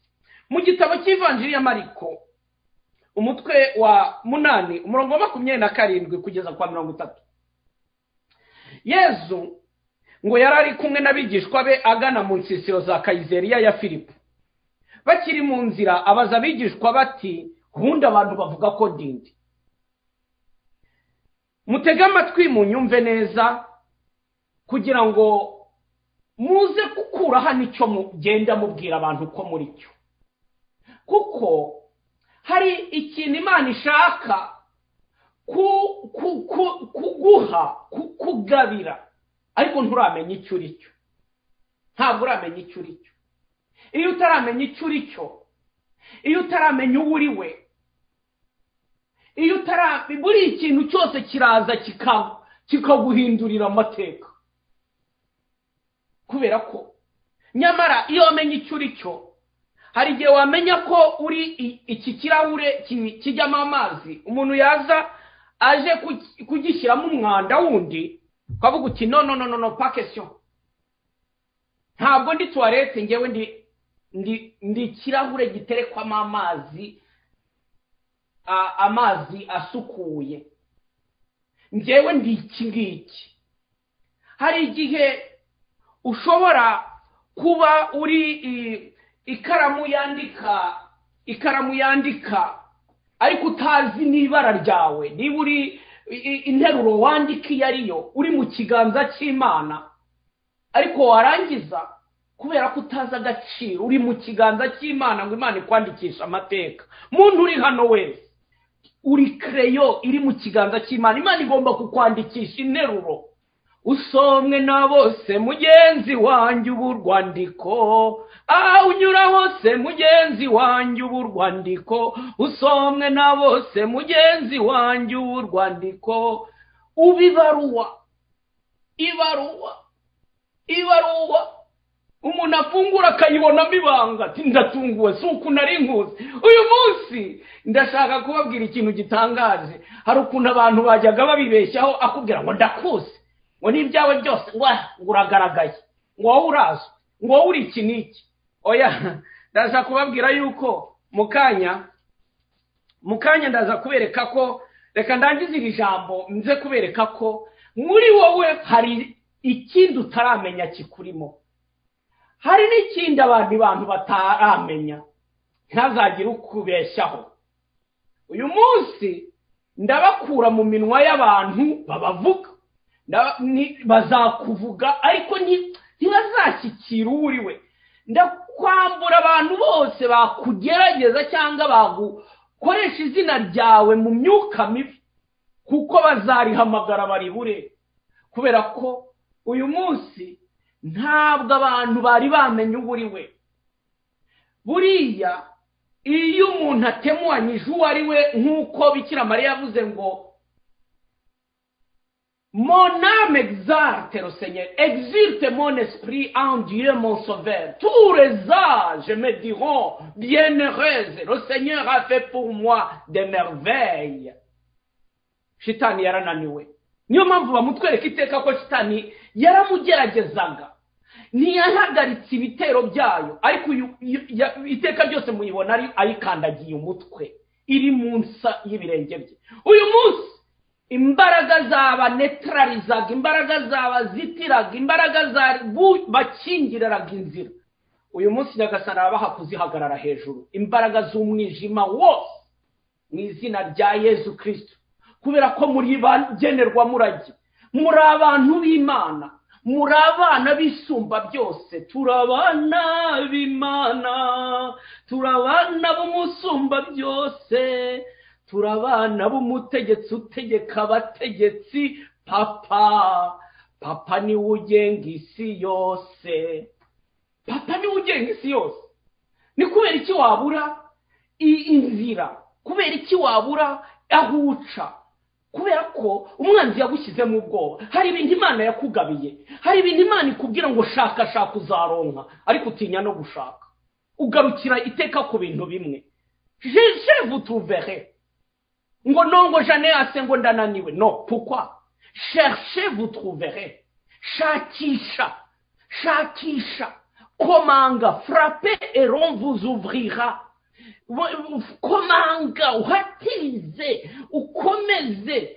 Yewe niyo mpamvu nshaka ko isengesho ryacu rihozaho, kugira ngo ukomanga wese kuzageza igihe azumva yugururiwe, nk'uko wa mupfakazi yakomanze kuri wa muburanyi we, wa mucamanza, ngo niyo atari kubyukirizwa nuko yumvise ijwi rye, yari kubyutswa nuko yamubujije amahoro. Mureke dufatanye gukomanga ijuru. Ijuru niho Imana yacu ikiruhuko, kuzageza igihe covid itsindiwe mu izina rya Yesu Kristo, kuzageza igihe amahoro aziye mu karere kawe, mu gihugu cyanjye, hakaza ubumwe, hakaza ubuvandimwe, abantu ntibakomeze kwicana, kunegurana, gusebanya, kubakira ku bikomere bigenda bituma abana b'Imana baryana, bacacagurana. Izo mbaraga zose zijye munsi y'ibirenge byawe, muntu wese uri muri iyi Yeriko. Imbaraga z'Imana zikuzamure, zigushyire hejuru y'izo mbaraga zikurwanya. Yezu rero abaza abantu ageze muri Kayizariya ya Filipo, bakiri mu nzira, abaza abigishwa bati, abantu ubundi bavuga ko ndinde? Baramusubiza ngo uri Yohani Batista, abandi ngo uri Eliya, naho abandi ngo uri umwe mu bahanuzi. Mwese muvuga ko ndinde? Petero aramusubiza, turi Kristo. Tugeze ku kibazo tugomba kwibaza tukura hano uyu munsi. Abantu bavuga ko ndinde. Iki ni ikibazo gikomeye cyane. Mu ibaruwa yandikiwe Abanyafilipi, umutwe wa 1 umurongo wa 9 n'uwa 10, mwandike abashobora kwandika, ngo ndabasomera, ndagena nkuramo ijambo rimwe. Icyo mparanira ni uko imitima yanyu yabo ihumurizwa, bakibumbira mu rukundo, bakagera ku bumenyi bwuzuye bw'ibanga ry'Imana. kugera ku bumenyi ni ukuvuga kugira ngo umenye uwo uri we ni ubumenyi c'est la connaissance de soi kugera ku bumenyi hari abantu barinda bapfa batiyizi batazi pourquoi être chrétien quelles sont les raisons de croire pourquoi j'ai choisi le Christ comme maître dans ma vie pourquoi j'ai choisi de servir le Seigneur toute ma vie pourquoi je me marie pourquoi je fais telle action je fais tel choix kubera iki hari ubumenyi ugomba kugeraho n'ijambo ry'Imana rirabitubwira kugira ngo ubi muziranenge n'indahemuka ni ngombwa kugira ubumenyi niyo mpamvu ubwenge ni ngombwa ko butekereza ariko n'umutima nama ugakora ikindi niko nanone musome muri Colossiens 1 verset 9 naho murasanga biryo jambo ntiduhema kwambaza tubasabira ku Mana kugira ngo mugere ku bumenyi bushyitse bw'Imana ishaka kugera hari abantu benshi bataramenya même l'église c'est quoi hari abantu benshi bakijya ngo se nawe ngo uruwo kwa padiri ngo se nawe ngo biriya bintu bya papa ngo se nawe ngo uri umuroma no c'est pas la raison yuko muhore mwiteguye gusobanura ibijyanye no kwemera kwanyu iyo utazi icyo wemera n'impamvu yatumye ukemera n'impamvu ukikomeyeho uragitakaza hari abantu benshi tuzi bagiye bahinyuka bateshuka batakaza ukwemera cyangwa kurakayuka cyangwa batakaza umwimerere wako kubera ko ntibaramenya icyo bemera icyatumye bemera n'impamvu bashingiyeho bubakiyeho ukwemera kwabo réveil de la foi isaba ko umenya mbere na mbere icyo nemera ni iki kugira ngo rero ube muntu ni iki mbantu Zaburi ya 8 umutwe wa 5 umurongo wa kugeza umutwe wa 8 umurongo wa 5 kugeza kwa 7 iratangaje cyane yerekana ko Imana iha abantu bose ubu bushobozi bwo kwimenya kubwa roho yabashyizemo ikabaha ubwenge bwo gukura mu bumenyi bw'ikiza n'ikibi ikabaha abandi bavandimwe impande yabo mukanya ndabereka ibibazo bizajya bibafasha ariko ikintu cyerekana iyi Zaburi ndayikunda cyane iraryoshye ngo muntu ni iki kugira ngo umwiteho ngo habuzeho gato ngo habuzeho gato ngo kugira ngo umunganye n'Imana umutamiriza ikamba ry'ikuzo n'uburanga umugira umwami w'ibyo waremye haleluya uri umwami w'ibyo Imana yaremye ntukavuge ngo ingagi kurusha agaciro ntukavuge ngo kiriya giti nyaburanga cyangwa amazi nyaburanga cyangwa ngo rake Tanganyika ngo nibe ngo ndutwa n'uwapfuye ngo kubera iki ngo ubundi mazi iki ni ngombwa kukwemera guhagarika impfu za hato na hato zituma abantu biyahura zituma abantu biyanga zituma abantu biyica urupfu rubi iyo myuka yinjira mu bantu manque de connaissance iki rero ni ngombwa mu kwimenya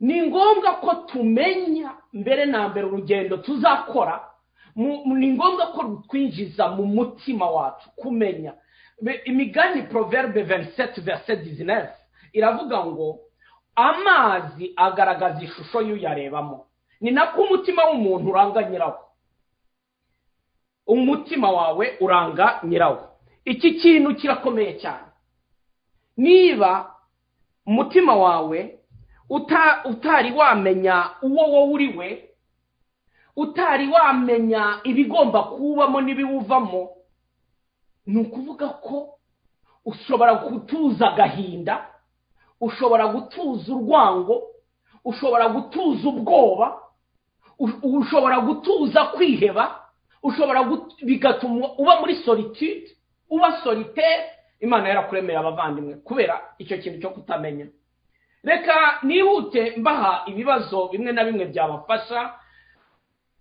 kuko kugira ngo mugere ku bumenyi bushyitse bw'icyo muri cyo bw'icyo umuntu agomba kuba yemera n'impamvu acyemera, kuba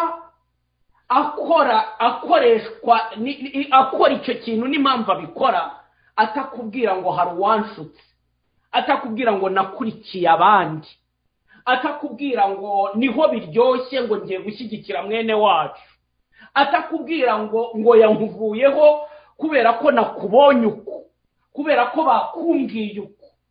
Ibyo bintu byose byerekana ko onefraji nari kurwo urugendo tugomba gukora rw'umutimanama. Mumenye neza ko imbere y'Imana n'imbere y'abantu Nyagasani azatubaza, wakoze iki, wabaye iki, kubera iki. Bijya bimbabaza cyane, nakoze iyogezabutumwa igihe kinini muri gereza z'iwacu nyuma y'ibihe by'amarorerwa twanyuzemo mu Rwanda. Ikintu cyanangazaga ni uko kenshi wasangaga umuntu akubwira ati sinzi impamvu nishe umugore wanjye, cyangwa se sinzi impamvu nishe umwana wanjye, cyangwa se sinzi impamvu nishe uriya muturanyi wanjye kandi yari yarangabiye, sinzi impamvu nakoze ibi, sinzi impamvu, yewe n'ibyo nasahuye sinzi impamvu nabitwaye kuko nta n'icyo byamariye, sinzi impamvu. Ariko undi akakubwira ati urumva ni leta, ni abandi, ni politike, abandi ni kanaka, abandi nagendeye mu kigare. Murebe ingaruka z'ibitubaho kubera kuba mu kigare. Uru rugendo rwo kwimenya rujyana no kumenya umutimanama. Ndaguha quelques versets wasoma. 1 Timothée 1:5. Ibaruwa ya mbere ya Timote umutwe wa mbere umurongo wa 5. Matthieu 27 verset 3-5. Matayo 27 umurongo wa 3 n'uwa 5. Ndetse Actes des Apôtres 24-26. Aho ngaho hazakugira inama ho kukwereka ko muri wowe harimo umutimanama ugomba kugukoresha urugendo rugufasha kwimenya ukagera ku kwisuzuma. Ni mwisuzuma ubwanyu, mwigerageze murebe, mwigerageze. 2 Corinthiens 13 verset 5. Mwisuzume. Urugendo abakristo dushaka gukora mu kwemera n'urugendo rugoye. Examen de conscience, kwigerageza. Pas se sauver. Hari ibintu twisobanuraho, nanjye sinjye, ngo rega nta muntu utari umuntu, ngo rega intungane, ngo nayo, ngo rega, ngo buriya, ngo rega, erega, ibintu byinshi. Oya, isuzume, wigerageze. Birashoboka ko hari ikintu uvuga ngo niko ndi, niko meze, niko nabaye, ngo ntabyo nashobora. Hari umuntu agenda akatsindwa imibare rimwe mu ishuri agahita akubwira ati imibare si iryo somo ryanjye. Igerageze, wongere kabiri, niki kikubwira kutazabigera. Hari abantu bagiye bigerageza, exerce, ntukagarukire ku cyo abantu bakubwiye, ntukagarukire ku byo wibwira. Ikindi, Galati 6 verset 4-6. Buri muntu asuzume ibikorwa bye bwite. Asuzume ibikorwa. Mwumvise? Kwigerageza, kwisuzuma no kwigerageza no gusuzuma ibikorwa byawe. Buri wese. Rero dore ikibazo cya mbere. Kwimenya bivuga iki? Ibi cya mbere ni ukumenya indangagaciro zawe, ibyo ukunda n'ibyo wanga. Kubera iki? Genzura. Kumenya amateka yawe n'imbaraga zayo ayo mateka kugiraho. Ushobora kuba ufite ton histoire, amateka yanjye, mon histoire, akahise kawe gashobora kuba karatumye nyanga abantu bose. Hari abantu hano bahora bakubwira ngo nanga abazungu n'urugero. Kubera iki? Ngo abazungu ngo bagize abirabura bacakara. Ni ibintu byabaye hirya de siècle. Nta nubwo wowe uri muri generation iza yapa, ariko umuntu yagizwe ingwate, ayo mateka aracyamugiraho ingaruka z'urwangano. Abantu bakoresha abandi ibijyanye n'inyungu zabo, bikagira ingaruka ku babikoze babandi. Kumenya ibyo abandi banziho nabyo ni ingenzi. ukamenya abandi banzi gute. Burya hari ukuntu umuntu atiyizi azwi n'abandi, abantu bakakubwira uzatinyuka ubaze mugabo, baza umugore wawe uti umbona uti unzi ute, mwana baza umubyeyi wawe, mubyeyi baza abana bawe, baza abaturanyi bawe, baza inshuti zawe, bazagusangiza ibyo bakubonaho. C'est très important. Rimwe na rimwe mu rukundo no mu makoraniro yacu, uru rugendo rwo kwemera ntitwarukorera hamwe tutaziranye, bituma tutamenya impano ziri mu muntu, tudakuzanya, tudafashanya, tugahobaho dukomeretsanya. Abantu ngo bakomere, ngo yankomerekeje yagize no. Niyo ni ikimenyetso cy'uko ahari uruho w'Imana w'ubuvandimwe. Ya kwimenya ni ngombwa, kwimenya birashoboka kandi biroroshye. Kwimenya ikindi ni ngombwa kumenya amarangamutima yawe. Ese wiyumvamo ibyishimo, umubabaro, uburakari, ipfunwe, kwiyanga, umujinya, intimba? Ese wiyumvamo amizero? Ese tu es capable ishyaka? Donc kwimenya c'est très très important. Buriya ntimukahite muvuga ngo ngiye ndumva naramutse nabi, ngo njyewe iyo naramutse nabi, ngo njyewe iyo rero ngo iyo ndakaye ngo simba nshaka ko njyewe rero ukomeze, ngo njyewe rero iyo unkoreye ikintu kimeze gutya mpita oh mon Dieu. Oya muvandi, ntabwo ari ibyo. Nakundi ugomba kumera, twagirizwa iteka kuba l'image de Dieu. Tu es l'image de ton créateur. Ikintu cyose gikozwe gisaba ko abantu bagira ubumenyi. Ubu murabona urugero, iyi baruwa, iyi ni baruwa umuntu ibaze, umuntu anyoherereje ibaruwa. Ushobora umuntu akakubwira ati soma iyi baruwa utayifunguye, wayibeshyaho cyane, wayibeshyaho. Ushobora kuvuga uti buriya Gerard, buri wese ni baruwa, buriya mugore, buriya mugabo, buriya muntu rero uko ateye, rero ikimutera biri. Muzasanga abantu benshi aho bahurira baba bavuga abandi, baba bicaye bataramanya abandi. Ese ibyo uvuga wabibwiwe n'iki? Ngo ya ngo narabyumvase ku bandi, ngo ya ngo ngerega iyo umwitegereje ngo igimutera gukora kuriya, kuvuga kuriya, kwitwara kuriya, ngo buriya ni ukajya ugasoma iyo baruwa ntufunguye. Ifo tujuru ko uru rugendo rujyana no gufungura ukareba ikirimo imbere muri wowe d'abord. Nawe ntukicire urubanza ukurikije ibyiyumvo byawe, sohora ibirimo imbere muri iyi baruwa. Dore harimo iri jambo ry'Imana rirahari, rikurimo. Buri muntu wese uri hano hari la parole de Dieu imutuyemo, ya parole itajyana nuko wagiye no kuyiga gusa ngo ikure muri Bibiliya. Ijambo rijyanye n'icyiza, ijambo riremesha abandi, ijambo rikomeza abandi, ijambo rihumuriza abandi. C'est la parole de Dieu. Imana rikurimo. Abantu ntibakavuge ngo umuntu ntazi Imana, ngo kanaka n'umupagani, nguriya ni usenga cyane, nguriya we ngo ibye nta kigenda, nguriya oya, ashobora. Buri muntu wese Imana imutuyemo kuko yamuremye mu ishusho ryayo, ntayimanye na kabara. Ikindi cya kabiri, ushobora gusanga hano harimo ibintu byinshi cyane byiza, de valeur. Ushobora gusanga iyo umuntu ahise yiyahura akijugunya ngo ntacyo ndicyo, apfana revalere nyinshi cyane zari zimurimo. Uretse biriya harimo n'ibindi byinshi cyane.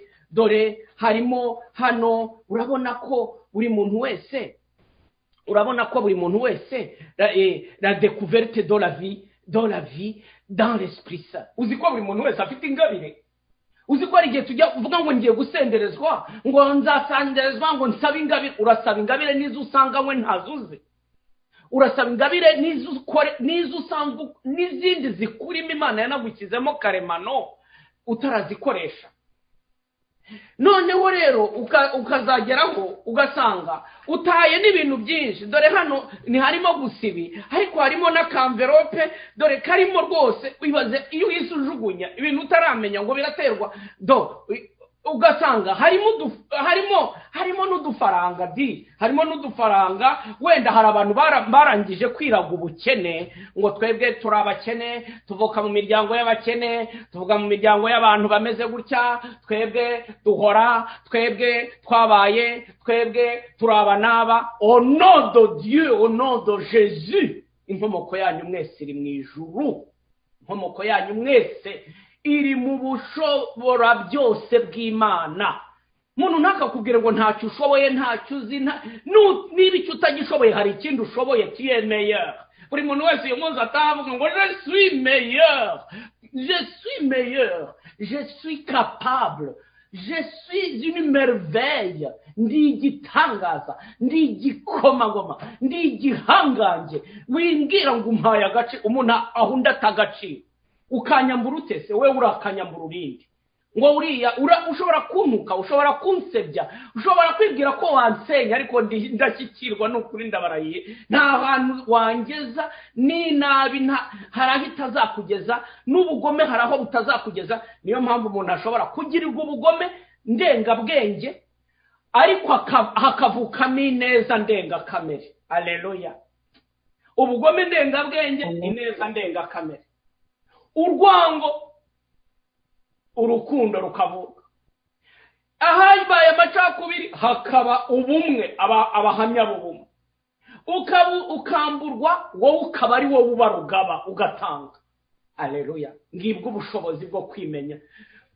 ikintu kindi gikomeye ndangirizaho hari umuntu wagize gutya naberetse ukuntu umuntu ashobora gusoma ibaruwa atayifunguye akibeshya buri wese ntazongere kuvuga ngo dore uko ndi dore ukomeze dore uko nabaye dore banza usesengura imbere muri wowe haracyari ibintu byinshi haracyari ibintu byinshi Imana yaguhaye noneho rero umuntu aherutse kunzanira kado arampa kado arayinzanira ubusanzwe kado bayishyira muri ambaraje nziza cyane nziza iryoshye ariko nagira ngo mbabwire ikintu gikomeye hari igihe iryo ambaraje ikurura amaso ariko imbere nta kirimo ariko noneho umuntu wanzaniye kado naragiye ndayisuzugura kubera ko nararebye ndareba hari urabona iki gifuniko cy'inyuma ntabwo giteye amabengeza ndashaka kugira icyo mbwira ku bantu bashobora kuba batwaye ubukungu bwinshi bw'impano nziza z'agatangaza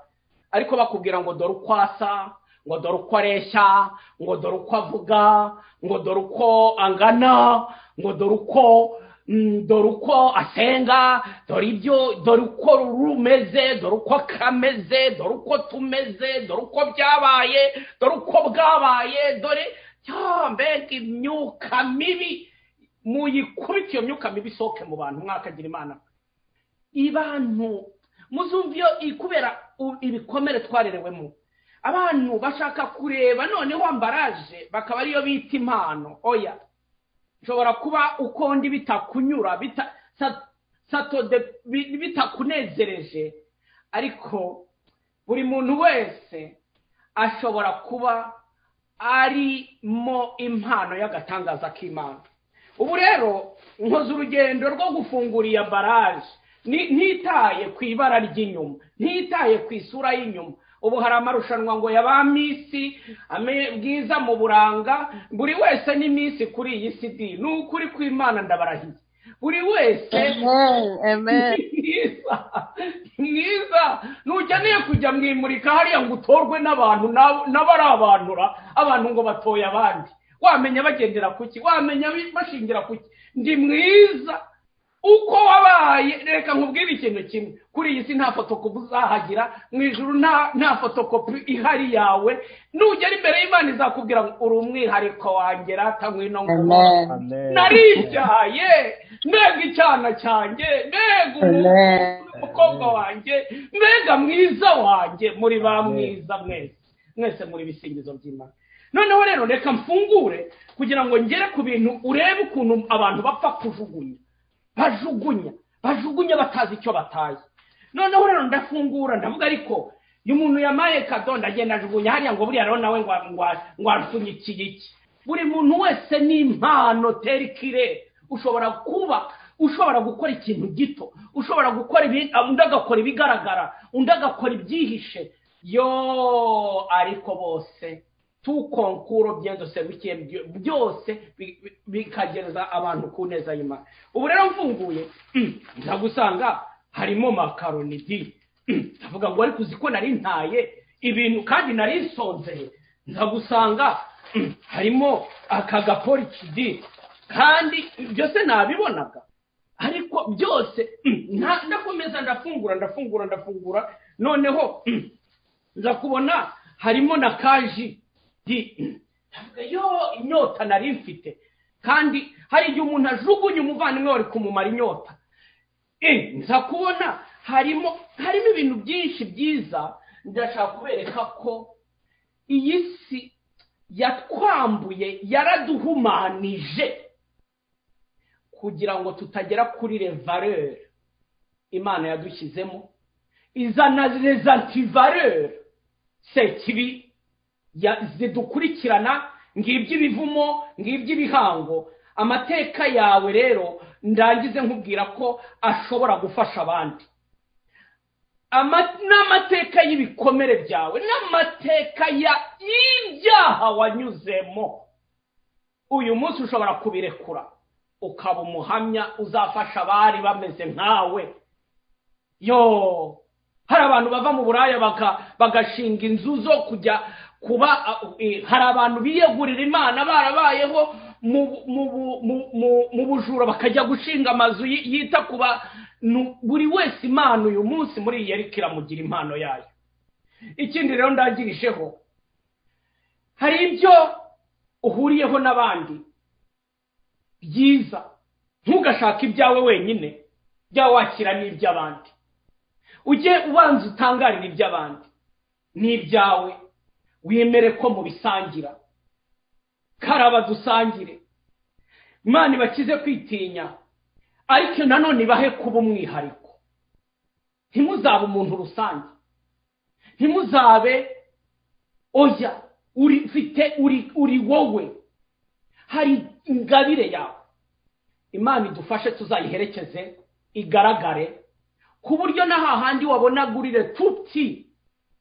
Mwibuke ko Yesu yarambura ibiganza ku bana batoya ariko nanone witekerezeho ibintu bihora bigushyira mu ngorane uko ugomba kubyitwaramo, ingamba bituma ufata, kandi wibaze n'ibintu wiyiziho by'umwihariko abandi batazi.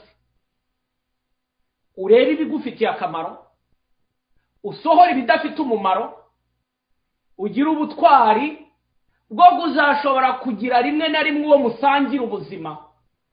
Umubwira uti hari uku nguku ndi nyamara gushobora kuba kuzitiwe cyangwa ntahikura. Hari igihe uzaba ukeneye undi muntu uzana agafunguza afungure akubwire ngo sohoka. Maze rero ndageze hahandi rero mbabwiye ngo mwese muhaguruke ukora isengesho ryo kudukingira. Nahite muri aka kanya yitegura mu mbaraga za Roho Mutagatifu.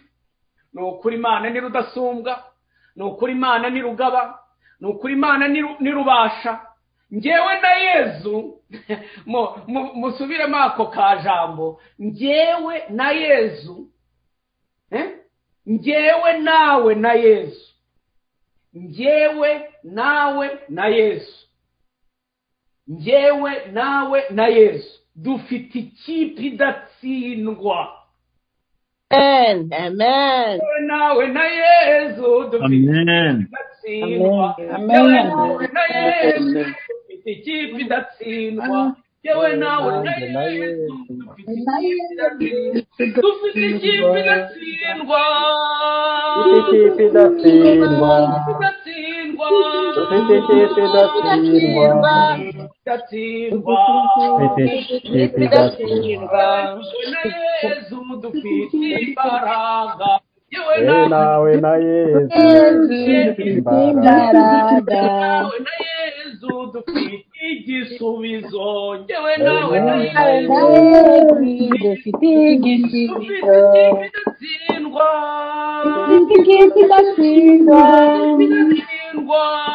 Dufite ikipe idatsindwa. idatsindwa idatsindwa shitani uyisubize ibye uyibwire kugiye kujya mu ijuru sezera zerera shitani niba ari agahinduka uyibwire kugiye kujya mu ijuru niba ari ubwo bwoba ubiyisubize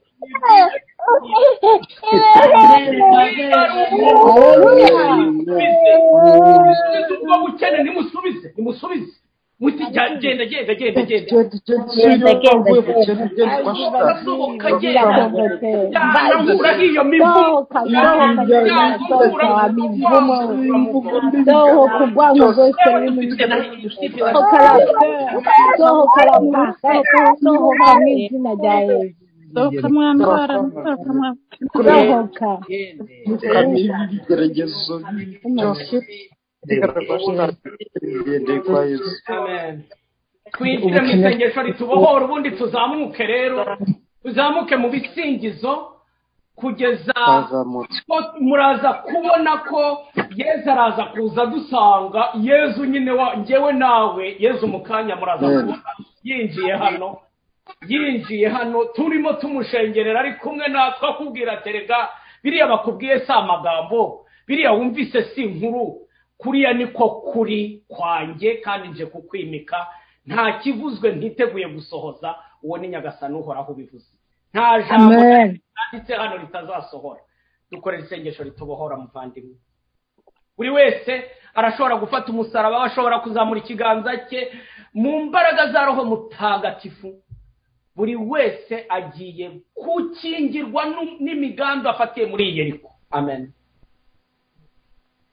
kubohorwa no gukizwa n'umutima mweranda kuragahezagirwa Mukama Yezu wazutse kubera intsinzi yawe n'ibitangaza ukora muri umwe wese muri kino gisabisho muri kano kanya muri twebwe no mu buzima bwanje Mukama Yezu nuzu ntwikiriza amaraso y'igiciro ntangere amaraso yawe natwikira urugo rwanje n'abarubamwe bose amaraso yawe natwikira umuryango wanje n'abagenzi banje nuzu twikiriza amaraso yawe y'igiciro ntangere abansi banje mutima mweranda nuze kuri jewe umbohore imigozi yose nuze ubohore umuvandimwe wese amino sengesho ibifashi byose n'ububasha bw'amashetani bwose buri ku mwana wawe wese amino kino gisabisho hamwe n'ivyiyumviro bibi byose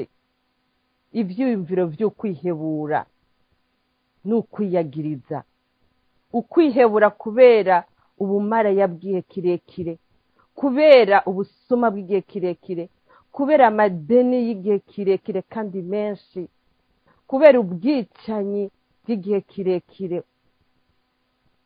Mukama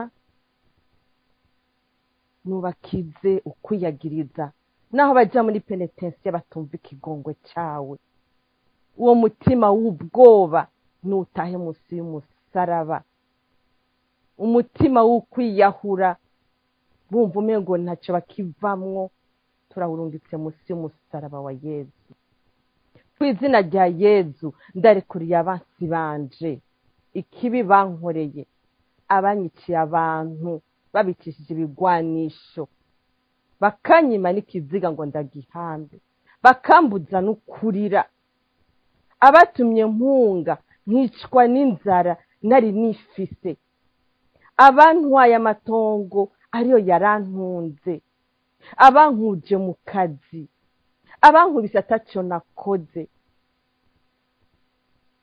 abamvuga banyononera ubuzima sindonke naho nca ndabarungika imihezagiro myinshi byo kuri mutima mweranda kandi ndabarekuriye ku buryo budasanzwe ku izina rya Yezu ndabujije imitima mibi yose gutera umuntu n'umwe muri kino gisabisho n'abazocyumviriza mubaba mu ngo zacu no mu babanyi bacu bose ku izina rya yezu kubw'ububasha bw'amaraso yiwe ndacagaguye imigozi yose ituma abansi banje ababyeyi banje abasokuru banje cyangwa abandi bantu abo ari bo bose bangira ku bubasha bwo kungirira nabi ku izina rya yezu no ku bubasha bwa mutima mweranda ndasambuye ibyo byose bindiko ndasambuye ibyo byose biri kuri uwo muvandimwe byatewe n'amajambo y'ugutongera n'imivumo wavugiweko ndazimanganije kandi ndasambuye ububasha bwose bw'ibyago ubw'imigambi ubw'amasezerano n'ubw'imigigwa yose byakorewe kuri wewe kubera inema y'ibatisimu nahawe kubera iteka natewe ryo ku mwana w'Imana kubera ukwemera mfise muri data na mwana na mutima mweranda ndirukanye umutima mubi wose umutima w'ubwicanyi umutima w'ubusuma umutima w'ukubesha umutima w'ubwibone umutima w'ukwiyahura umutima w'ukugira n'ababandi umutima w'indwara indwara za kanseri indwara za foie indwara za sida indwara z'ukutabona indwara z'uguhuma indwara z'ukutumva indwara z'ubwoko bwose nibikuve ko muvukanye muri kino gisabisho amaraso ya yezu yabambwe arakubohoye imigozi yose ibitero byose n'ububasha bw'amashetani byose bikuriko ndatangaje kandi cese umwidegemvyo wawe nk'umwana w'Imana kandi ndakweguriye mutima mweranda ndakwatse umupfumu cyangwa umurozi yakoresheje izina ryawe akaza kuritanganda akaza kugegura shetani ndamukwatse ndakweguriye mutima mweranda ngo abe ari wakora muri wewe mutima w'umugisha kora ku mutima w'umuntu wese ari ngaha kubimurimo byose no kubimo bakora byose sambura byose ibintu byose bidakomoka kuri wowe kandi ukize ibikomere by'umutima w'umwe wese byo mu buzima bahuye umutima mweranda ndagutuye umubano w'ababyeyi b'umuntu wese ari ngaha ndagutuye umubano mu miryango hagati y'abagabo n'abagore shetani yigize ndanse ndagutuye iyo mibano ngo abe ari wowe uganza wowe utanga ubuzima kandi nusambura ibyo byose byakongataje niwinjire mu gihe cyose cy'isamwa y'umuntu wese ari ngaha ndagutuye imyaka ya mbere y'umuvukanyi wese ari ngaha ari uwasamwe mu busambanyi ari uwasamwe mu bumaraya ari uwasamwe par viole ari uwasamwe papa atamushaka ari uwasamwe mama watamushaka ni umuhuhere ni umwuzure nunagura ubuzima bwiwe umugire ikiremwa gishasha ugushaka kwanje mukama ubushishozi bwanje n'ivyumviro byanje byose n'ivy'umuvandimwe wese ari ngaha byose ndabishize mu biganza byawe ndeguriye umuntu wese umutima w'umuntu wese ubukuru bwa Yezu Kristo abari waganza muri umwe wese mukama Yezu amaraso yawe y'igiciro ntangere nacyorora amaraso y'umuntu wese ari ngaha nacyorora abantu bafite amaraso arimo kanseri amaraso arimwo amadiyabete amaraso arimwo sida amaraso arimwo indwara zitandukanye amaraso abantu bagira amaraso akama anemi nuze uyacyorore kandi uyagire meza mukama Yezu nucyorore kandi wongere uhezagire akace kose k'umubiri k'umwana wawe yaje ngaho uyu munsi mutima w'umugisha nuze unagure ubwonko ukwibuka ukwiyumvira uheze usambura ibyo byose bituma abana bawe bahugumbwa muri no sengesho barushe bacotse nuzuka izi ndwara z'ukwibagira afite indwara za Alzheimer afite indwara zitandukanye bamana ishavu bama bariko baragwana bataguma uruhande rumwe autisme indwara zose zitandukanye mutima w'umugisha ubu naho kora ku ngingo imwe imwe yose y'umubiri w'umwana wawe ari ngaha muri sengesho n'uzokurikira rino sengesho. Ingingo ziri imbere mu mubiri n'iziri inyuma, iz'ukubona, abagwaye amamiyopi, abagwaye kataracte, abagize uruhumyi kubera stress bagize n'izindi ndwara zidasobanutse, nuze ukize izukumva, abantu babaye batasubiriye kumva kera barumva, canke baguma bumva ibintu bivuza induru mu matwi batazi iyo bivuye, nuze ukize ibihande bitwara ivy'akanovera, abantu batacumva uburyohe bw'ivyo kurya ari waremye ibiryoshe, ari waturemeye bitunezereza. Mukama Yezu kandi nuzukize abagwaye indwara zijanye no kumotegwa, ibihimba vy'ukumotegwa bitagikora neza, abafise ingorane zo mu mazuru, abafise amasinzite, abafise eka kumotegwa bitagikora bivuye ku ngwara canke bivuye ku bindi twe tutazi. Mukama Yezu, abafise ingorane mu gukorakora batacumva, batakiri sensible, imitsi yapfuye nabi yagwaye bivuye ku bintu vyinshi twe tutazi. Mukama we wuzi, mutima w'umugisha, kora mu mashami yose y'imitsi y'umuntu wese ari ngaha, abagwaye amanerf sciatique, abafise imitsi yizinze, abafise paralizi, abantu bagwaye AVC. Mukama Yezu, muri kano kanya turazi ko icyo watanguye gukora ku mihora y'imigende yose, mu mihora y'imwemu n'iy'amaraso, abantu bafise ikibazo cyo guhema, abantu bafise ikibazo cya asima, abafise ikibazo eka mu guhema benda gukenera ivyuma, turagoheje n'abari mu bitaro muri kano kanya barimwo oxygene. Mukama Yezu, nugira ico koza muri kano kanya, kora mu mirya yose y'umuntu wese ari ngaha, no mu magufa yose, abafise amagufa avunguka, abafise amagufa ari fragile n'iyavunitse badashobora kuyunga, kora kandi ku ngingo zicamwo ibifungurwa, abafise ibibazo vy'amaestoma, abafise ibibazo vy'amaintestin, abafise ibibazo vya constipation, abafise ingwara zitandukanye, abafise eka n'ingorane badafungura ivyo ari vyo vyose, ama allergie yose uyu munsi tuyamanitse munsi y'umusaraba wa Yezu. Eka nugendere n'ingingo zose zirondoka uyu munsi, nta na kimwe usigaza, ingingo zirondoka. Abantu vyanse ko bavyara bategereje imyaka n'iyindi, uyu munsi si minsi bamaze canke imyaka bamaze, ariko uyu munsi ijambo ryawe riraza gusohoka, vyose biza kubaho.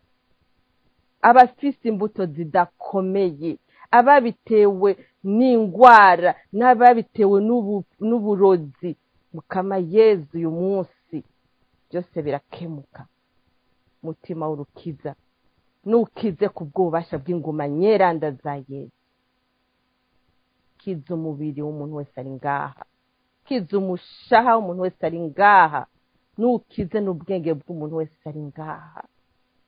Bikira Mariya mawe, nukuri umwana wese wawe ari ngaha, umukobwa wawe yaje ngaha, umuhungu wawe yaje ngaha ukunda cyane, muri ivyo vyose arimwo bitari vya Yezu.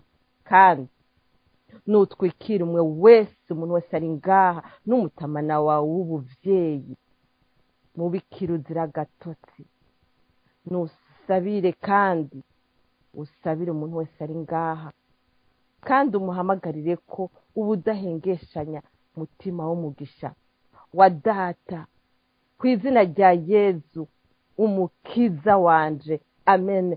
Alléluia. Amen. Victoire, victoire, victoire. Amen, Tu es amen, grand, amen, tu es fort, tu es Dieu, tu es là. Amen. Je Amen. proclame ma guérison, je proclame ma libération, je proclame